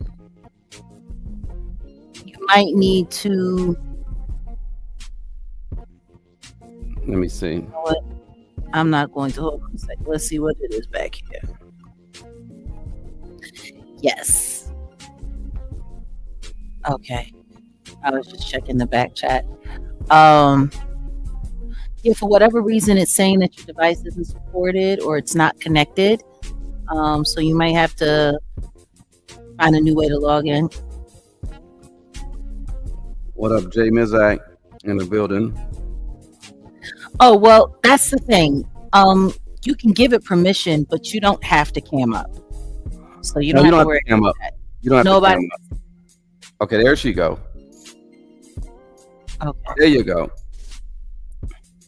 Welcome. How are you? No need to cam up. Hi. Happy to be here. Did you say Happy New Year? She said I said I'm happy to be here. I don't know what I'm supposed to say. Oh, I was about to say, did you say Happy New Year? Welcome. Well, we're happy to have you here. I mean, we see you in the chat from time to time and you come through. So, welcome. Question, do you have any thoughts on our topic today? Yeah, I was kind of reflecting on this earlier, but the way that you have broken down everything with Candace Owens, truthfully, I have really never been interested in her at all before this. She always kind of gave me character rather than person, and I'm not really interested in all of that. But the way that you broke it down, especially like the whole thing with Kash Patel and the kind of timing of all of that, and I think that there's just way more to the situation than, even Candace is letting on. And people really do need to be paying attention because it's kind of the case study on how we're all getting set up. Indeed. You want to know what? It's funny that you said Kash Patel because there's a lot of things. Oh, did we lose her again? She's back. She's back.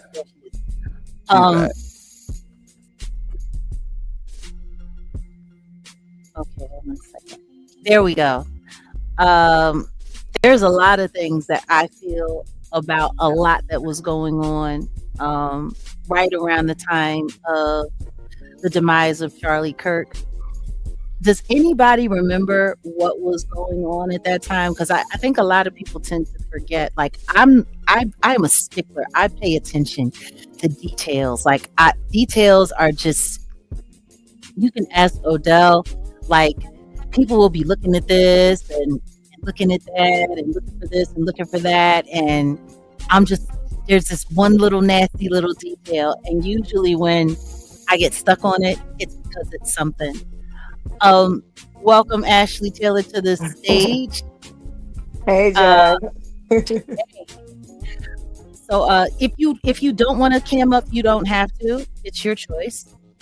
Oh, I'm gonna hold out right now. I'm getting myself a little twisted here, but I think I want to shed on kind of like what Akashia was saying. I think for a long time, me being young, I've been looking at Candace Owens like, wow, she's like this major, she's this black figure and she's a black woman and she's standing up and she's having some validity to some of her political viewpoints. But like, I just want to say, I think you're giving credit to how we need to actually look at some of the information that's out there and really pick apart the pieces and look for the truth in everything. From some of my personal experience in life, I know I'd be like ranting in the comments. I just want to say, like, certain celebrities and certain public figures to really watch how they present themselves, because you just never know who's really out there watching. And then when truth tellers such as yourself comes on and you give validity to some of the experiences, in my case, you just never know who's watching. And I wish I could share how I know for a fact that the things that you say is really truthful. You're not just picking these pieces of information out the sky. Celebrities, be mindful. You never know who you can create an impression on. I've met some beautiful celebrities. I've met some celebrities questionable, especially going to a school, a highly recognized school. Jag, just keep doing what you're doing. Tell the truth. It's up for us to go out there and do the research. As far as this whole Candace Owens thing, I'm gonna just go back and do a lot more, because some of the opinions and some of the things that you have brought up, I've definitely thought about it. I just never thought I looked at her as somebody who was like really trying to put it all out there for us. But now I'm like, yeah, how can you raise some of these concerns and still be here to tell the day? We just watched the whole man get unalive, Yeah. And it's like, how can you still be here? So I don't mean to be all over the place with it, but no, it's listen to me. It would be like someone saying that Martin Luther King didn't die the way that he died from catching a VD. You know what I mean? Like, it would be, can you imagine somebody, he didn't die from that. He was already, no. He had it was already marked. It was like, you're raising too much concern out here, sir. Yeah, like that would be insane. And and whoever would be the person to say something like that would have definitely been held accountable. So and like that was the thing that got me, like when I was watching Kanye's documentary, In Whose Name. I'm sitting there and I'm looking and I was watching her. She was so excited that she had his ear. She was so excited, And when he went to Nashville to their offices, she was on the wall and Charlie was on the wall and she said, yeah, we're going to take Black Lives Matter down and we're going to do this and we're going to do it. And some of his like songs and everything. I mean, so it definitely goes deep and those ties go deep, but like, we just got to do our research. But what now, though? Now that he's apologized to the Jewish community and said that everything that he did over the course of the past 6 years was done in some kind of psychotic, breakdown. It's just like, what does that say about all of the stuff that he did with Candace Owens? Like,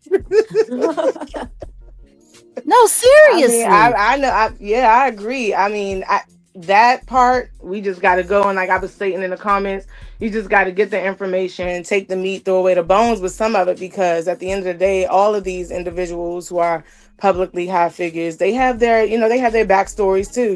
Everything ain't always on the up and up. So I can only imagine what type of lines were crossed, what type of information was what just kind of deals were made. Yeah.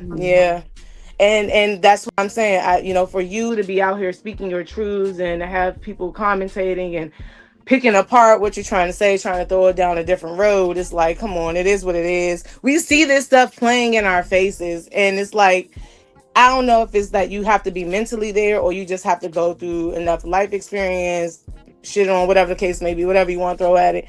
It's in our face and it's happening. And this stuff goes really, really, really deep. And it all, to me, ends up with, unfortunately, if you are somebody and you have this, and you have certain connections and they can support you and get you across the line and all these other things. But everyone, you just got to go do your research and understand that it takes balls to come out. I'm sure it takes balls to come out and want to, have people understand things from a different viewpoint, a more truthful viewpoint, especially again, because it's all playing in our faces right now. That's why we have this open discussion forum. But thanks, Jag. My thing is, if you're a high public figure, if you're a celebrity, I'm tired. I've seen some of y'all act the ass out here, especially some of y'all that are in trouble now. That only, proves validity to why when you have individuals such as Jag out here telling the truth, go back and do your research.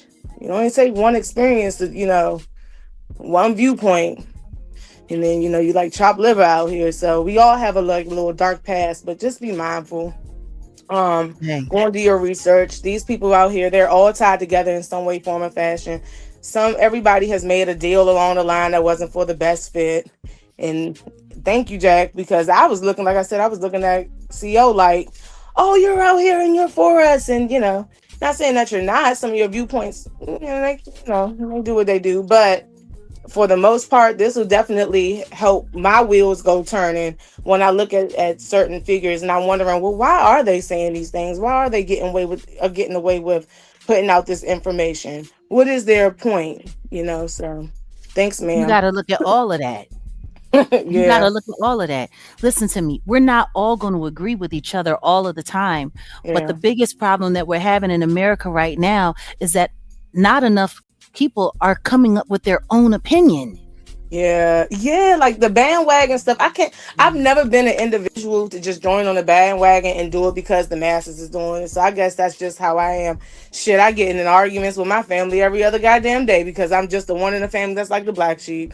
And I'm just like, nope, I can't do the bandwagon stuff with y'all. But if you like it, I love it for you. But I'm going to definitely go back and do my research because I want to know why a person is doing this.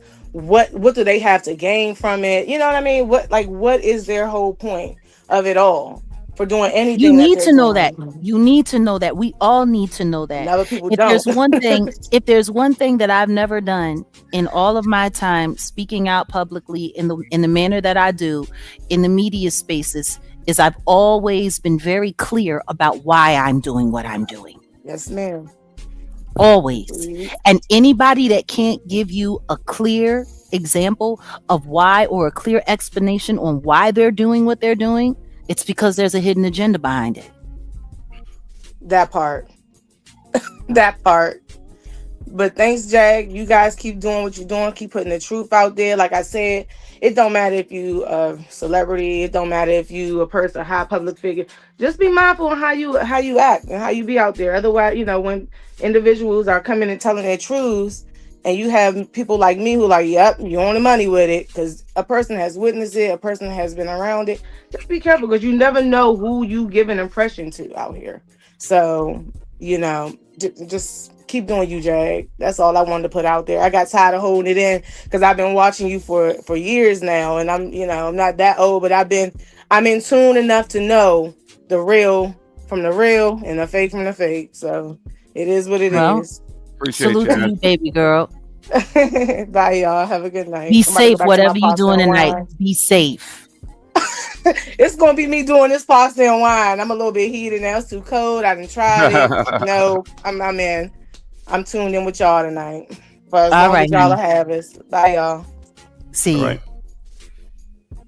Salute to Ashley Taylor. Thanks for coming through. We have someone else in the back. Well, Christy Chow. Your device isn't connected. It's not working. Akshaya, are you still there? Yeah, no, I'm taking it all in. I was just thinking about what you were talking about, how it's so vitally important for all of us to form our own opinions, to be clear in our intentions, and to speak our truths and to support others speaking their truth. Because I just feel like that is a thing that is being targeted, you know? And I mean, like, Mhm. even thinking about Candace Owens, like, you know, Kanye saying that, like, all that time when he was working closely with Candace Owens, he was in some sort of psychotic episode. What does that say about Candace Owens's character to be using that time to be inserting her own opinions, like you were talking about with the whole White Lives Matter shock Mhm. moment, just Yeah. inserting all of that. And I don't know, I think that, like, you know, we can say all the crazy shit we want about Candace Owens. Like, it is undeniable. Like, that was a level of power that she wielded for a time that was actually quite formidable. Like, Kanye West, like as you said, has such an insanely huge fan base. So her message, her politics, her opinions were like a platform like across the world for so long. And I don't know, I think that it's just so, again, just underlines the importance of form your own opinions, do your own research. Don't just like take other people's opinions and use them as your own, use them as like an intellectual crutch. You know, you have to do your own research, because otherwise these people will take you for a ride and people will prey on your vulnerability.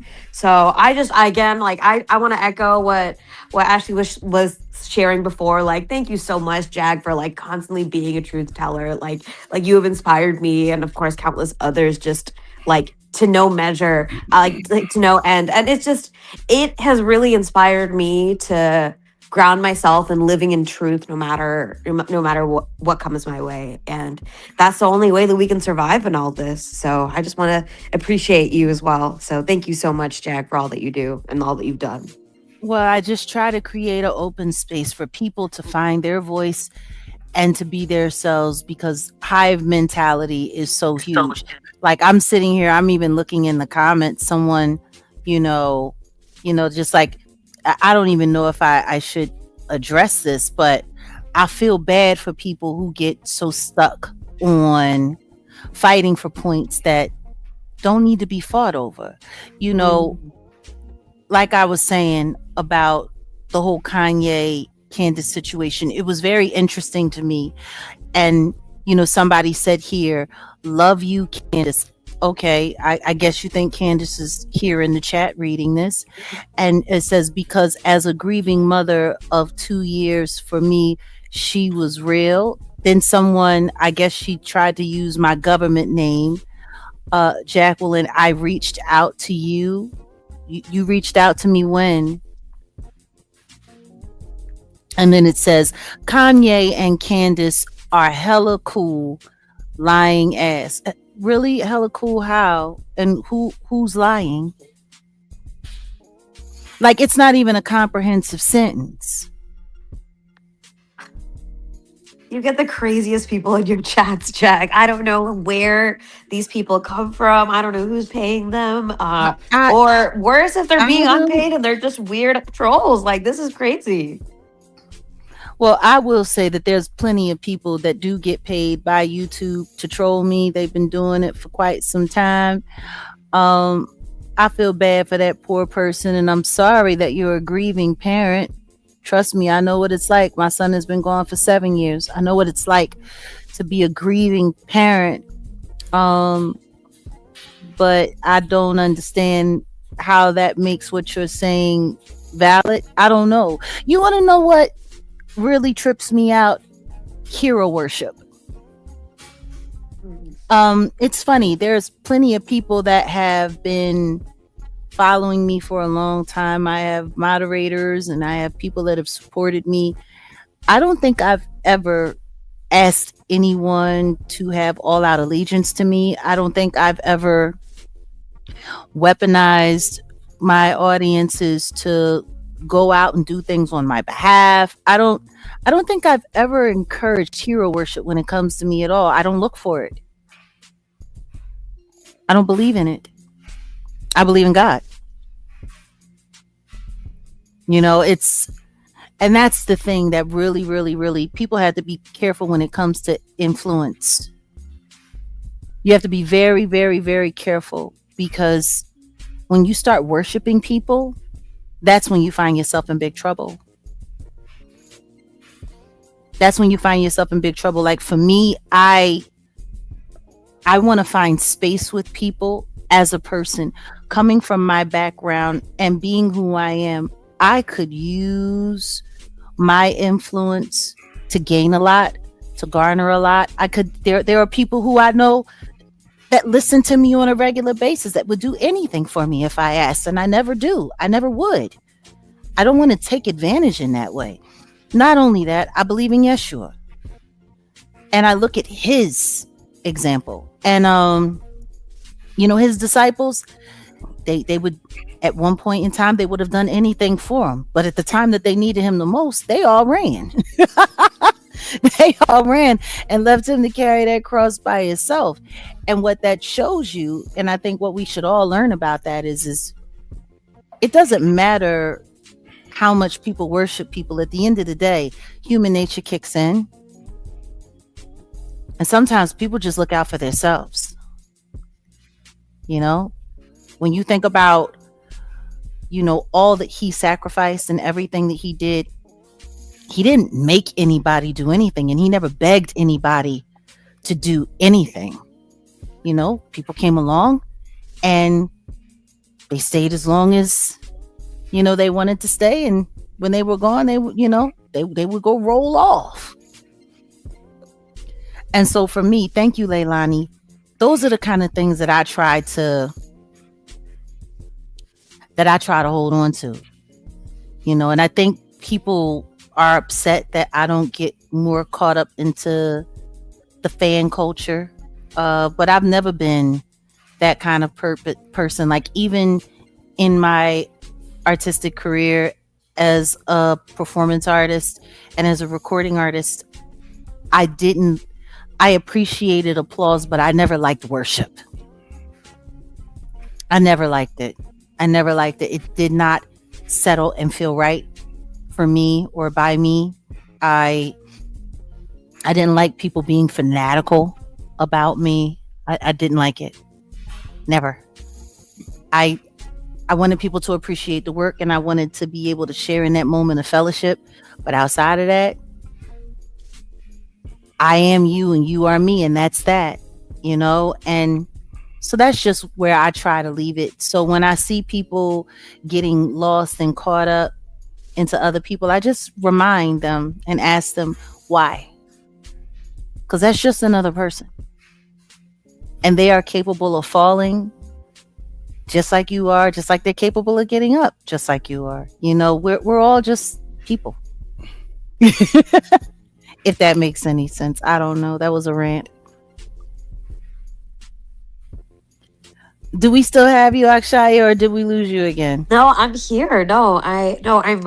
I'm just processing everything that you're sharing. I mean, honestly, like that question of just asking why, like always asking why. I think that that's the question that we always have to be asking, right? Like when people get strung along with fanaticism or kind of like that idol worship or that you were describing, it makes them vulnerable. It makes them easy to fool. It makes them follow blindly, and that's dangerous. Like think about from actual cults like Scientology and all of that to whatever the cults of personality where people will blindly follow like their favorite artist or what have you, because they're their favorite artist, and like they'll just do whatever they do. And it's even worse when those cults of personalities get access to kids, and kids get sucked up into all that.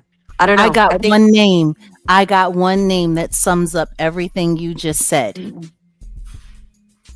What's that name? Celeste Rivas Hernandez.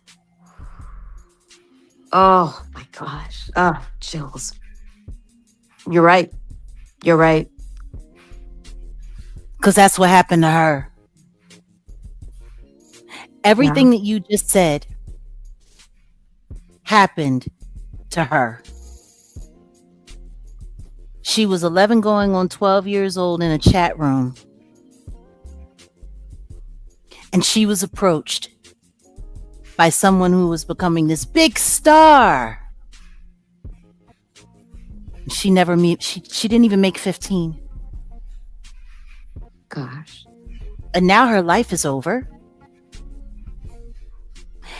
And the same thing that Candace Owens is doing with Charlie Kirk's demise is what TMZ and all of these other people are doing to her demise. Gosh. Like, I don't, and it's so wild to me because everything that I've been speaking out against for the past 5 years, I've been talking about this, how dangerous celebrity is, how dangerous fan culture is, how dangerous all of these things are, and how it's endangering our future. It's endangering the kids. And now here we are. Yeah. Celeste Rivas Hernandez. But here we are. She was severed into pieces, packed into plastic, and put in the trunk of someone's car, or at least some of her. Oh.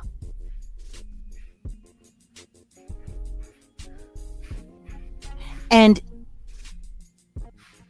just think about that. Meanwhile, the king of this deviant culture, Diddy, can't get convicted for crimes that we all know he committed. Mm-hmm. And people are still sitting here trying to find a way to hero worship him and fan worship him while he's doing the minimal sentence that he earned. Are those real people though, Jack? Like I'm a little bit dubious because I've yet to meet like a real actual life person that is in any way like hero worshiping or supporting Diddy. It feels like a lot of this is just some fake AI bots or something like that. No, those are real people. Some Really? of them are real. Some of them are real people. It's It's a there are shame. real people that it's not of course it's not all people. Yeah, I mean, most of these celebrities, they have bot farms that Oh, their yeah. companies employ to go out here and to create all of this stuff. Like, anytime you see something about a celebrity and you hear it done in an AI voice, know that that came from the company that's managing them or assigned to them. Like, Yeah. right after Celeste was found in David's car, I looked, and within 2 days, there were AI videos that were saying that he had been framed. Yep. Mhm. Within 2 days, Wow. saying that he was framed. And that was before they announced that Celeste was in the car, that it was Celeste that was found in the car, and that she actually had a connection to him. At this point in time, when these videos came out, it was just he was on tour and his car was found abandoned. It was towed and they found human remains in the trunk of the car.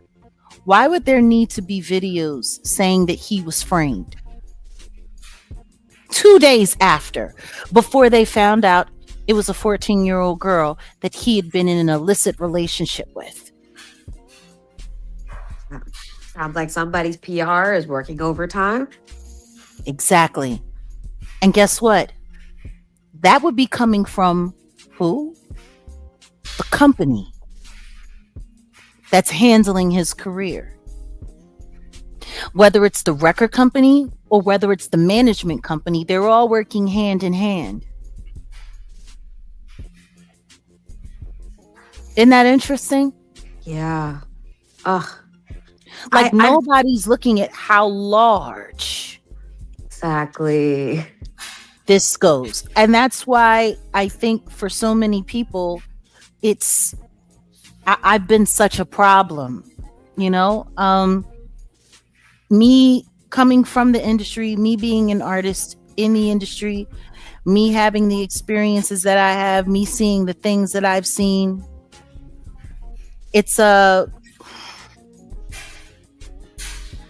It bothers people, and that's why they work so hard to say, oh, she's a liar. Oh, no. It's not the whole industry. It's not this. It's not that. Really?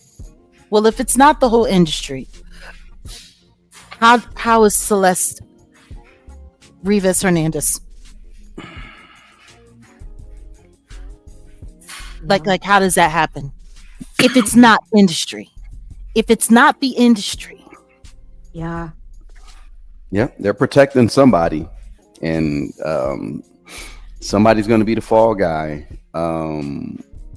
It's funny when they were announcing last week about conflicting reports that TMZ were giving out versus what LAPD was giving out, and I mentioned this because I'm in LA. I peep and I kind of know a few things, and I knew some stuff about a few artists. I didn't know about David Guy, but I said he might have done some stuff at this studio that I used to work at. And lo and behold, the owner of that studio, his mother's house got raided, or I'm sorry, not raided, but it was a robbery that happened at the mother's house of this artist that or producer that I'm thinking that may be connected to David in some fashion.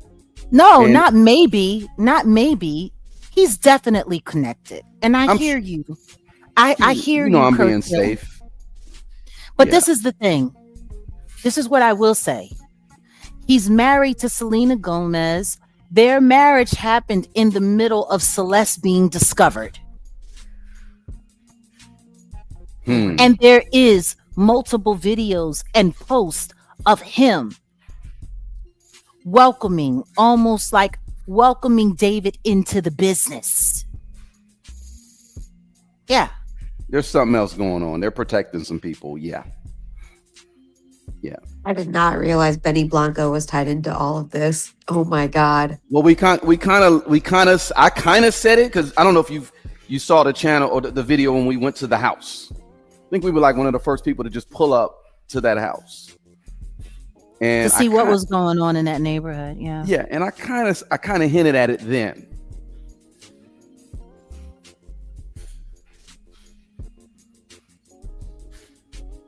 Like nobody's really paying attention to what's going on. They are all, yes, it is. It's all about indoctrination. It is.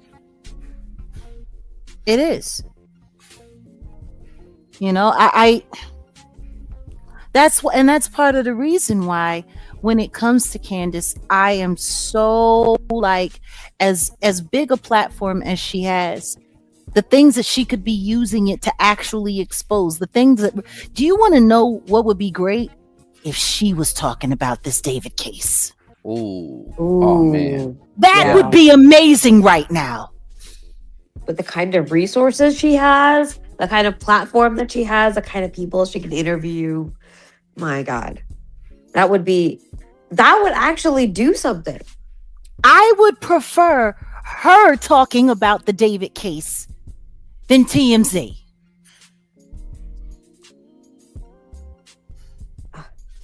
She hasn't said a word. He hasn't said a word. He hasn't said one word, which I find very, very, very suspect. Yep. And I'm going to tell you why I find it suspect. Because she was so busy trying to expose the Macrones and expose all of the stuff that they're supposed to be tied to this SA, traffic teleporting thing of children. Well, what about Celeste? Exactly. Because she's right here in the United States. Why aren't you talking about that? She said nothing about it. Like it's bizarre. And don't get me wrong, I'm not saying that the assassination of Charlie Kirk isn't relevant. But once it gets to the point where you're just running around in circles trying to convince people of a bunch of facts and details that you're pulling together that lead to nowhere, maybe it's time for you to put that down and focus on something else. Because let's be clear, Celeste, her corpse was found in David's trunk, or should I say discovered in David's trunk on September the 8th. Charlie Kirk happened on the 10th. By the 17th, it was discovered that it was a child in that car. She has said nothing. Nothing. That doesn't seem weird? It's very weird. It's like her business is leading people on wild goose chases instead of actually chasing facts, chasing actual child, like clear examples of child sex trafficking and what have you, or sex, how important, what have you.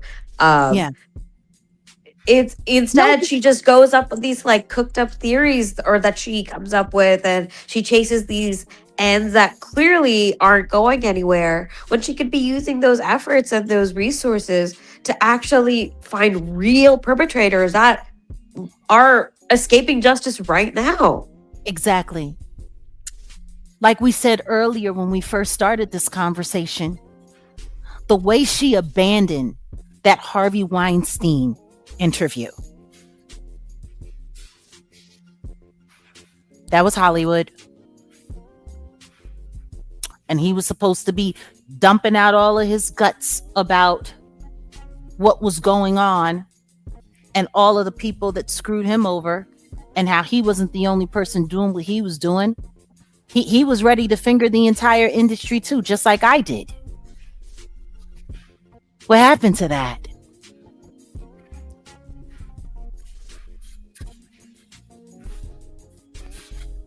She just dropped it. She has sat there and she has talked about Harley Pasternak and how he is CIA for Canada, but he's handling and working with, as a so-called trainer, all of these artists. She has gone, her and Tucker Carlson have both accused Harley Pasternak. We've seen the text messages of what he said about putting him on medication and sending him to La La Land. All of this. That she's a third of the smoke that she gave the Macrons did not go towards Harley Pasternak. Just, Ye will always be my friend, and I know what they did to him.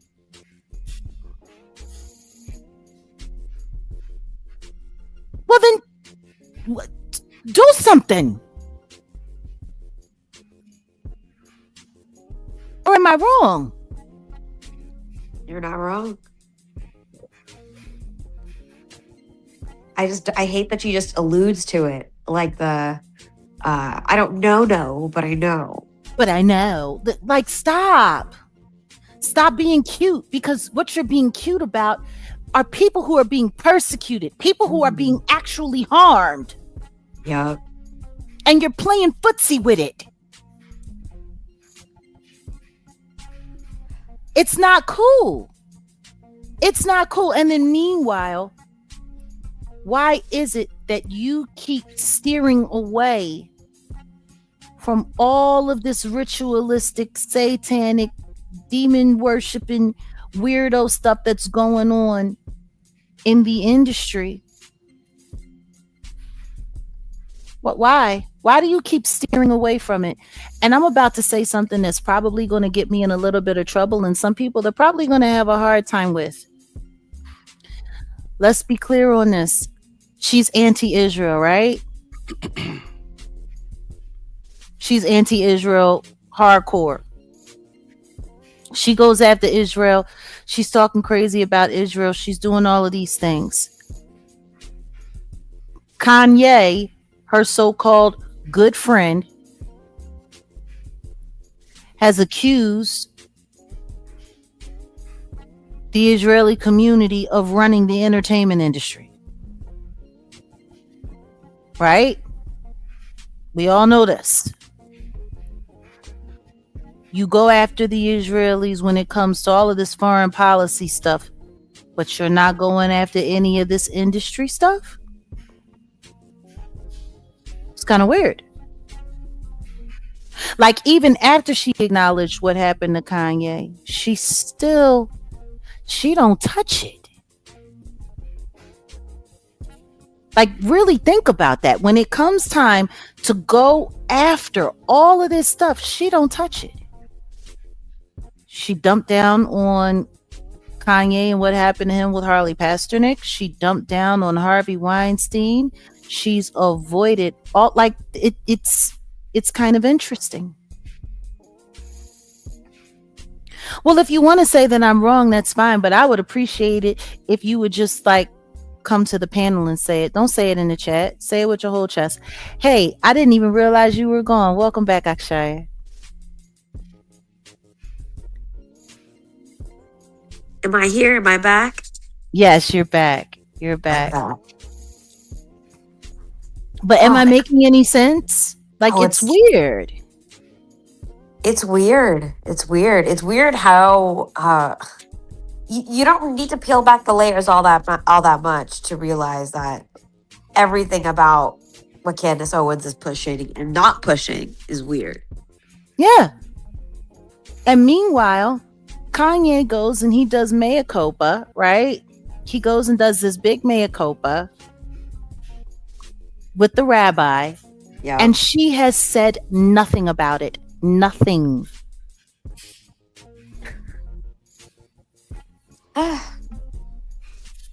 She said nothing. Like, does anyone else find that strange except for me?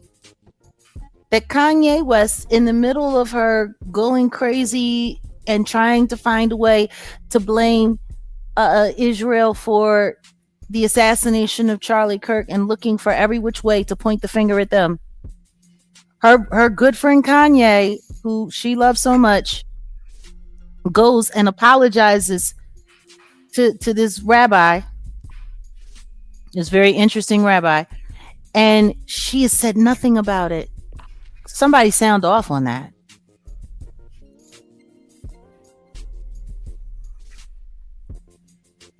But I wonder at the same time, is it worth it to even give it oxygen? To even give that a platform? What he's doing? No, what Candace Owens is doing. I mean, this is the thing. I think people need to pay closer attention to what she's doing. I think people are so busy being entertained by what she's doing. They're not paying attention to what she's doing. And that's why I talk about it, because there's nothing worse. Like, it was so interesting. I'm trying to think, who can I bring up in the past that has kind of had this effect? Like, there have been people throughout, and it's so funny because when they get rid of people, and then people just forget all about them. But there are people in media who have, been pushing an agenda, and people got really, really, really caught up into what they were doing. And then boom, they crash out. They do all of this crazy stuff. And then everything is a mess. And then boom, it's like it never happened. You know what I mean? Yeah. I don't know though if Candace would ever be able to disappear. I don't think she'll ever be able to disappear. I think she has gotten to the point where she has gotten so saturated in just world media. Like, she has really learned how to turn social media out and abuse it. Like, there's nobody that has pimped social media like Candace Owens at this point in time. I think I'm not exaggerating. Like, I think she is the biggest social media pimp that we've had. And that is a choice, like word choice right there. That the word choice is very important there, I feel. Because I think it kind of does describe what she's doing. Like she's abusing it. She's abusing social media. She's abusing the way that social media has been proven time and again to be stacked in favor of right-wing media. It's just been proven time and again on Twitter's algorithms, et cetera, that right-wing content is just more emphasized in algorithms of all kinds, regardless of what you're actually viewing. You'll end up viewing some right-wing content. You'll probably view some Candace Owens content at some point. Even if you've never watched a single video before. I think that we've all kind of experienced that. So and like, you know, she has that leg up. She's part of that group that has the leg up. And she has, I begrudgingly have to admit, has very successfully abused that leg up and abused social media for what it can do. And spread her message in some really toxic echo chambers. And it's also like very, very, very interesting because she has become the new it's almost like she does these huge things and then 1,000 content creators get to make money off of doing reactions to it, whether they agree with her or don't agree. Like it's the same thing that Trasha K does here on YouTube with the gossip people. She comes out, she does some story about something, and then it feeds all of these people. They get to make money off of it. They get to do videos off of it. It's like, okay, I green like this topic, and then all of you get to feed on it. Candace Owens is doing the exact same thing with political commentary. The exact same thing. Like this. I have the proof and I have the evidence that these people are trying to take me out, and this is this and this is that. Like when we watched that news and we went and looked, and then Odell went and checked, and there is no Camp Riley. Like you put that out there like it was real. And that's why we were like, you know, I'm like, you know what? We got to go live. Because we got to say this on the record. We got to get this conversation on the record. When you start sitting there making these kinds of claims and you're literally putting out false information at the same time that can be easily just checked and verified as not true. And it's going viral. 46 million people read that post. Like, I don't even think anyone really appreciates what it is that I'm saying. Like, seriously. You go out and you put out a post. They were here at this military base, Camp Riley, and they were training to preparing to take down Charlie Kirk. You put that out there. 46 million people. I want you to think about that. If 46 million people worldwide viewed that post on X, that means it reached the ears and the minds of at least 100 million people. At least. To be able to have a reach of 100 million people to share false information to is astounding. Astounding. Because most of them are not going to see the actual news report from France where they went and checked and there is no Camp Riley. Which is why we went and I pulled up the video from Reese Waters, and salute to Reese Waters, and like I said, when he goes in on right wing, I watch how he operates. He's very, very, very clever because he knows exactly where to go, and he pulls the aha. But that whole 920 King Street, and at 920 King Street, and my source, and my this and my that, and I'm just sitting there looking like you're sitting here, you're selling this, and for all we know, that information that she got, she made it up. It's her own lawyer's office. Her lawyers that are representing her in the Macron case, that's their address.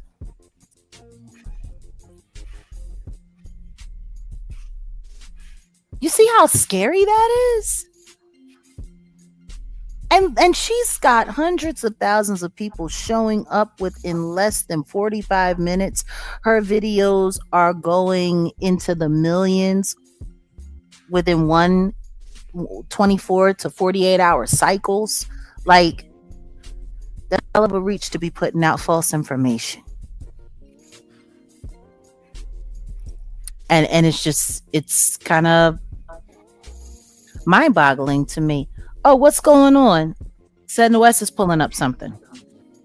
I'm not pulling up anything in particular. I just wanted to let Akshaya know, and everybody in the chat, to subscribe to the Jaguar Wright Show, because we're going to do a lot more panels like this over there. So just FYI, you know, and that's pretty much what I wanted to say. And then also, you know,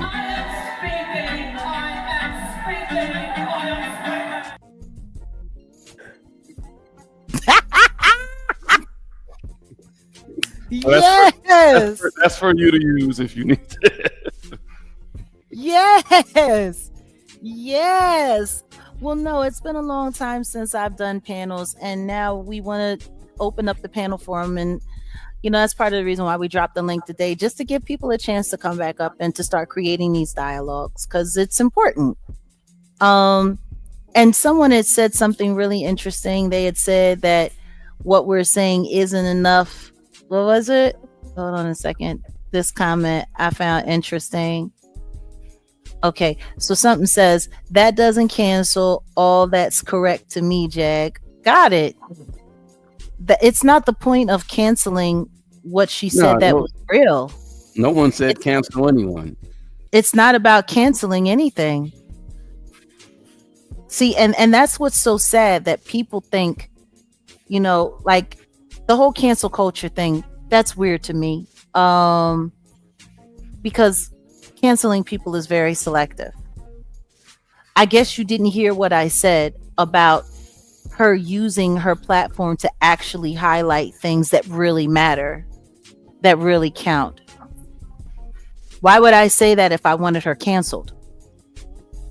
At no point in time did I sit here on this platform and say, this is why you need to unsubscribe from her. She's a liar. She's a charlatan.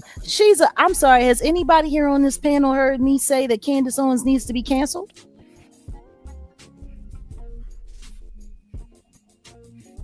Guess not. It's not about canceling somebody. It's about holding people accountable. You know, for someone who gets accused of lying all the time, for someone who has content creators that for a half a decade, I want people to think about how cold a campaign that is. For a half a decade, for over 5 years, people have been sitting here on YouTube trying to convince everyone in the world, hashtagging my name into oblivion with nothing but false and negative and derogatory commentary.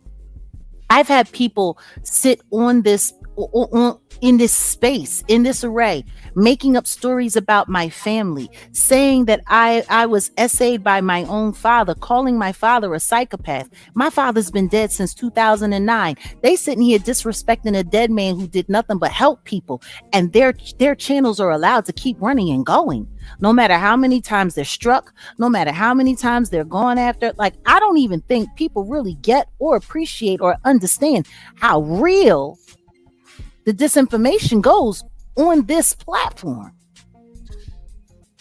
So when I see somebody spreading disinformation and they have millions of subscribers, millions, yeah, you fucking right, I'm going to speak about it. Because if that person ever decides to start playing for the wrong side, we're all in trouble.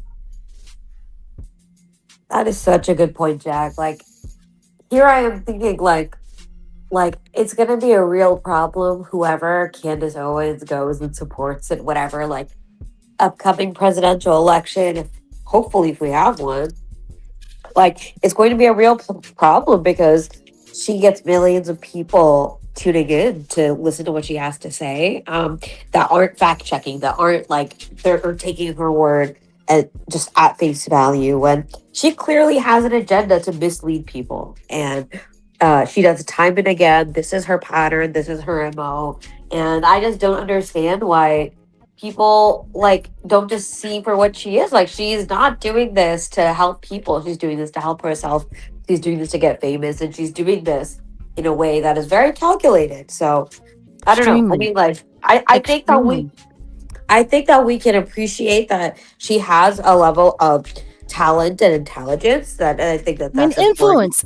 influence. Yes. And I think that it's a real damn shame that she doesn't use it for the right reasons, that she only uses it to serve herself. And that's just like, we don't need more of that in this day and age. And I'm just like, I really worry about like how this is her kind of power, how people like her, their kind of like power and their platform of disinformation is going to continue affecting politics, because Bro, it's really scary.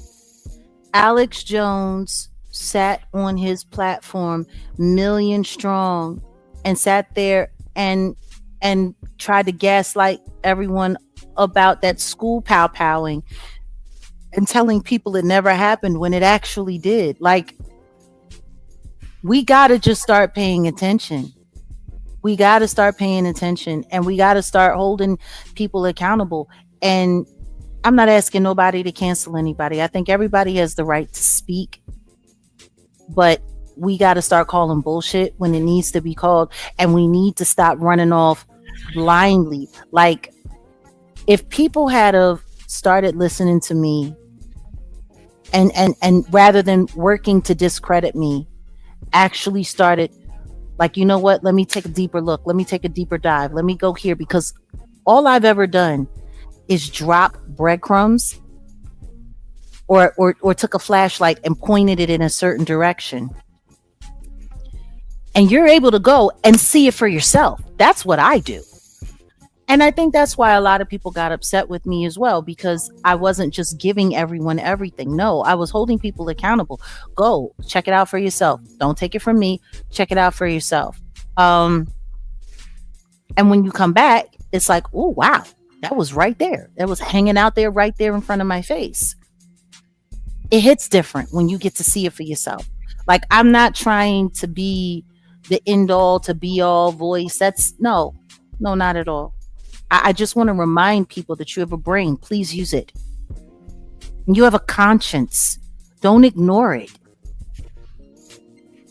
That's what I think, for me, bothers me so much when it comes to the Celeste situation, because all I think to myself is people really weren't listening enough. I've been out here all of this time, and everything that I've said was to stop stuff like this from happening to this young girl. You know? And it's still happening. And cover up, disinformation, misdirection. And that's why, you know, like I said, I have these conversations because I hate when it happens, because it really pisses me off. But if nobody else is going to come up, I think we're going to get ready to call it here. It's been a great afternoon. Akshaya, thank you for coming through. It's great to hear from you. It's great to talk to you. Thank you very much for having me. Do you have any final thoughts? Anything you'd like to share before we wrap up? No, nothing other than a big thanks to you, all the work you've done, the work that you continue to do. Big thanks to the community, and I'm just really glad to be a part of a group of people that is embracing truth telling and calling it out for what it is instead of what it isn't. And thank you so much again, Jag. Oh, absolutely, Ashe, and thank you for being here. We truly appreciate you. We appreciate everybody. Thank you to our moderators. Go ahead, Odell. Take over. And again, get over to the Jaguar Wright show. Trust me, we'll be doing, the panels. So yeah, we appreciate you coming up, and make sure you're over there so you can continue to, if you have an opinion, instead of just putting it in the chat, just hop on up. You know what I'm saying? So yeah.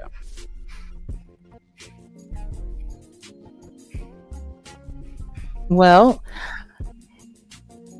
thank you so much, Akshaya, for being here. We're going to get ready to drop you down, and we're going to close out. Thanks for having me. Right. Absolutely. Okay. So, any final thoughts from you? Well, I want to say,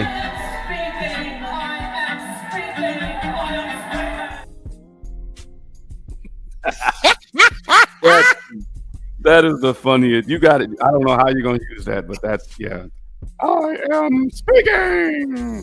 I think we're going to have to save that one for the panel shows, because I got a feeling I'm going to have to pull that one out when it comes time for that. Boy, I tell you, I'm just like, it's been so long since we've used clips. It's been so long since we've been in the studio, but it's been good. I'm glad. This was my first studio live back in quite some time. Salute to Akshaya. Thank you so much for popping through. Salute to, her name was Taylor. Ashley. Ashley Taylor. Yep. Ashley Taylor came through earlier. Thank you so much for coming and sharing your young wisdom. We really want to just empower you younger people to be able to use your voice and to create that space. And we learn from you guys too. So man, what the double Dutch clip? What double Dutch clip you talking about? Are you talking about? So they didn't say me left. Come on, Rob. Come on, Rob.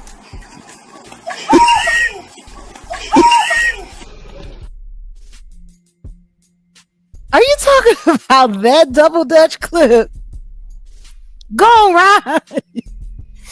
Yeah, I mean, there's a listen to me, good old Ryan. I need to get that clip and AI it so that he doesn't fall, that he gets up and start fucking it up and just start really, he start crip walking. And yeah, that would be funny. And that's the cool part about it. You could get all kind of AI clips. I think that could be something that we could do. Like you say, that's AI. They always, they try to clown you and say, you run around and say, oh, that's AI. Well, the reality is nowadays on the internet, you can't even tell what's real and what's AI. So, we might have to do that every so often. Like, do y'all think this is real or do y'all think this is AI? Well, that shit ain't real. That was the shit that we were talking about doing before. And maybe it's time to get into that. But in all honesty, let's just be honest. AI it's a real threat. It is. It's a real threat. It's real. And what I can't stand is how people, it's you can always tell when you spot the enemy with dirty hands.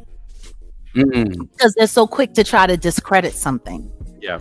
Especially when it's coming from their side of the fence and their side of the street. And when you have someone like me who has literally been sitting there, in the trenches now for as long as I have, I have to say that for me this past year and a half since we started working together, it's been interesting, like trying to reconfigure how I do content. A lot of what I was doing online was defending the attacks on my life, defending the attacks on my content. And we're not doing that anymore. That's not what this is about anymore.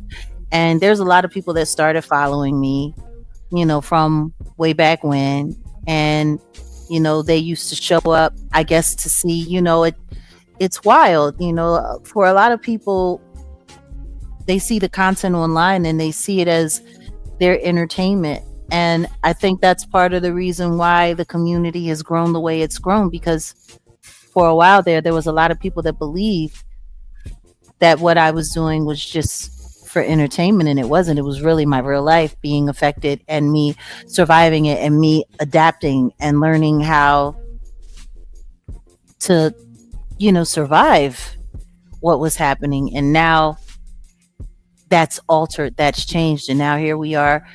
We're just content creators, and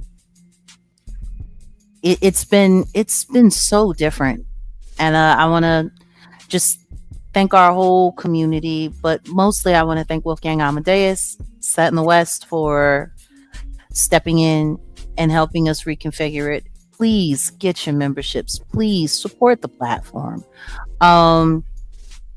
Please donate when you can. Cruelty-free artistry is something that we're trying to build, and we're doing it one step at a time. All of this stuff is real. When I first came back to YouTube, and I was trying to build up Dalladelphia, we had our Roku TV station. Everything was doing really well, and we were on the verge of thriving. And then everything that I was doing was totally infiltrated. I had a treacherous traitor second husband that teamed up with the ops and just destroyed everything. And that was the same year that my life started being attacked, and they were coming after me. People saw me being arrested. People saw me, being accosted. People saw a lot of things. There was a lot of things that were going on and happening. And I don't think, people realize the kind of toll that can take on a life. So here we are. It's a new day. It's a new era. It's a new time. And I just wanted to say thank you to everybody, really, for all of your support, for all of your love, for all of your prayers, well wishes, and to the haters and to the orchestrators and the bad actors. Here we are. We're still here.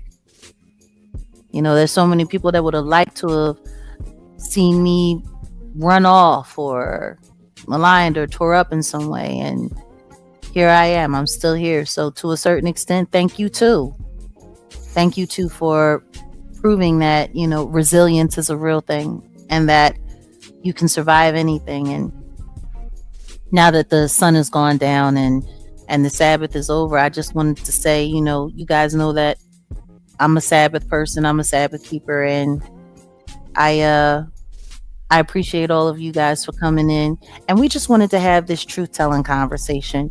But understand and know this: God is not the author of confusion. So when you see someone creating confusion, know that God is not there. And that's really the gist of what I have to say and of what I share.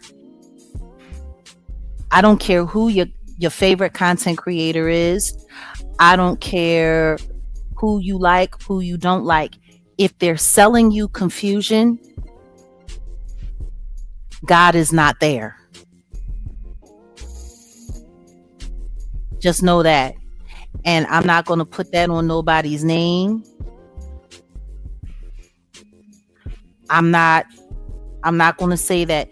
But if where you're going, nothing but confusion is being sown there, know that God is not there. There's so many people nowadays that play with God. There's so many people nowadays that play with his word. There's so many people nowadays that say, like, I need people to understand that most of what we see, these are people playing. These are people playing. People can sit there and they can pretend like they're really of God. People can sit there and they can pretend like, you know, people play with the Lord. They do. So just know that God is not the author of confusion. Anywhere confusion is, you will not find him there. And on that note, we out of here. Peace.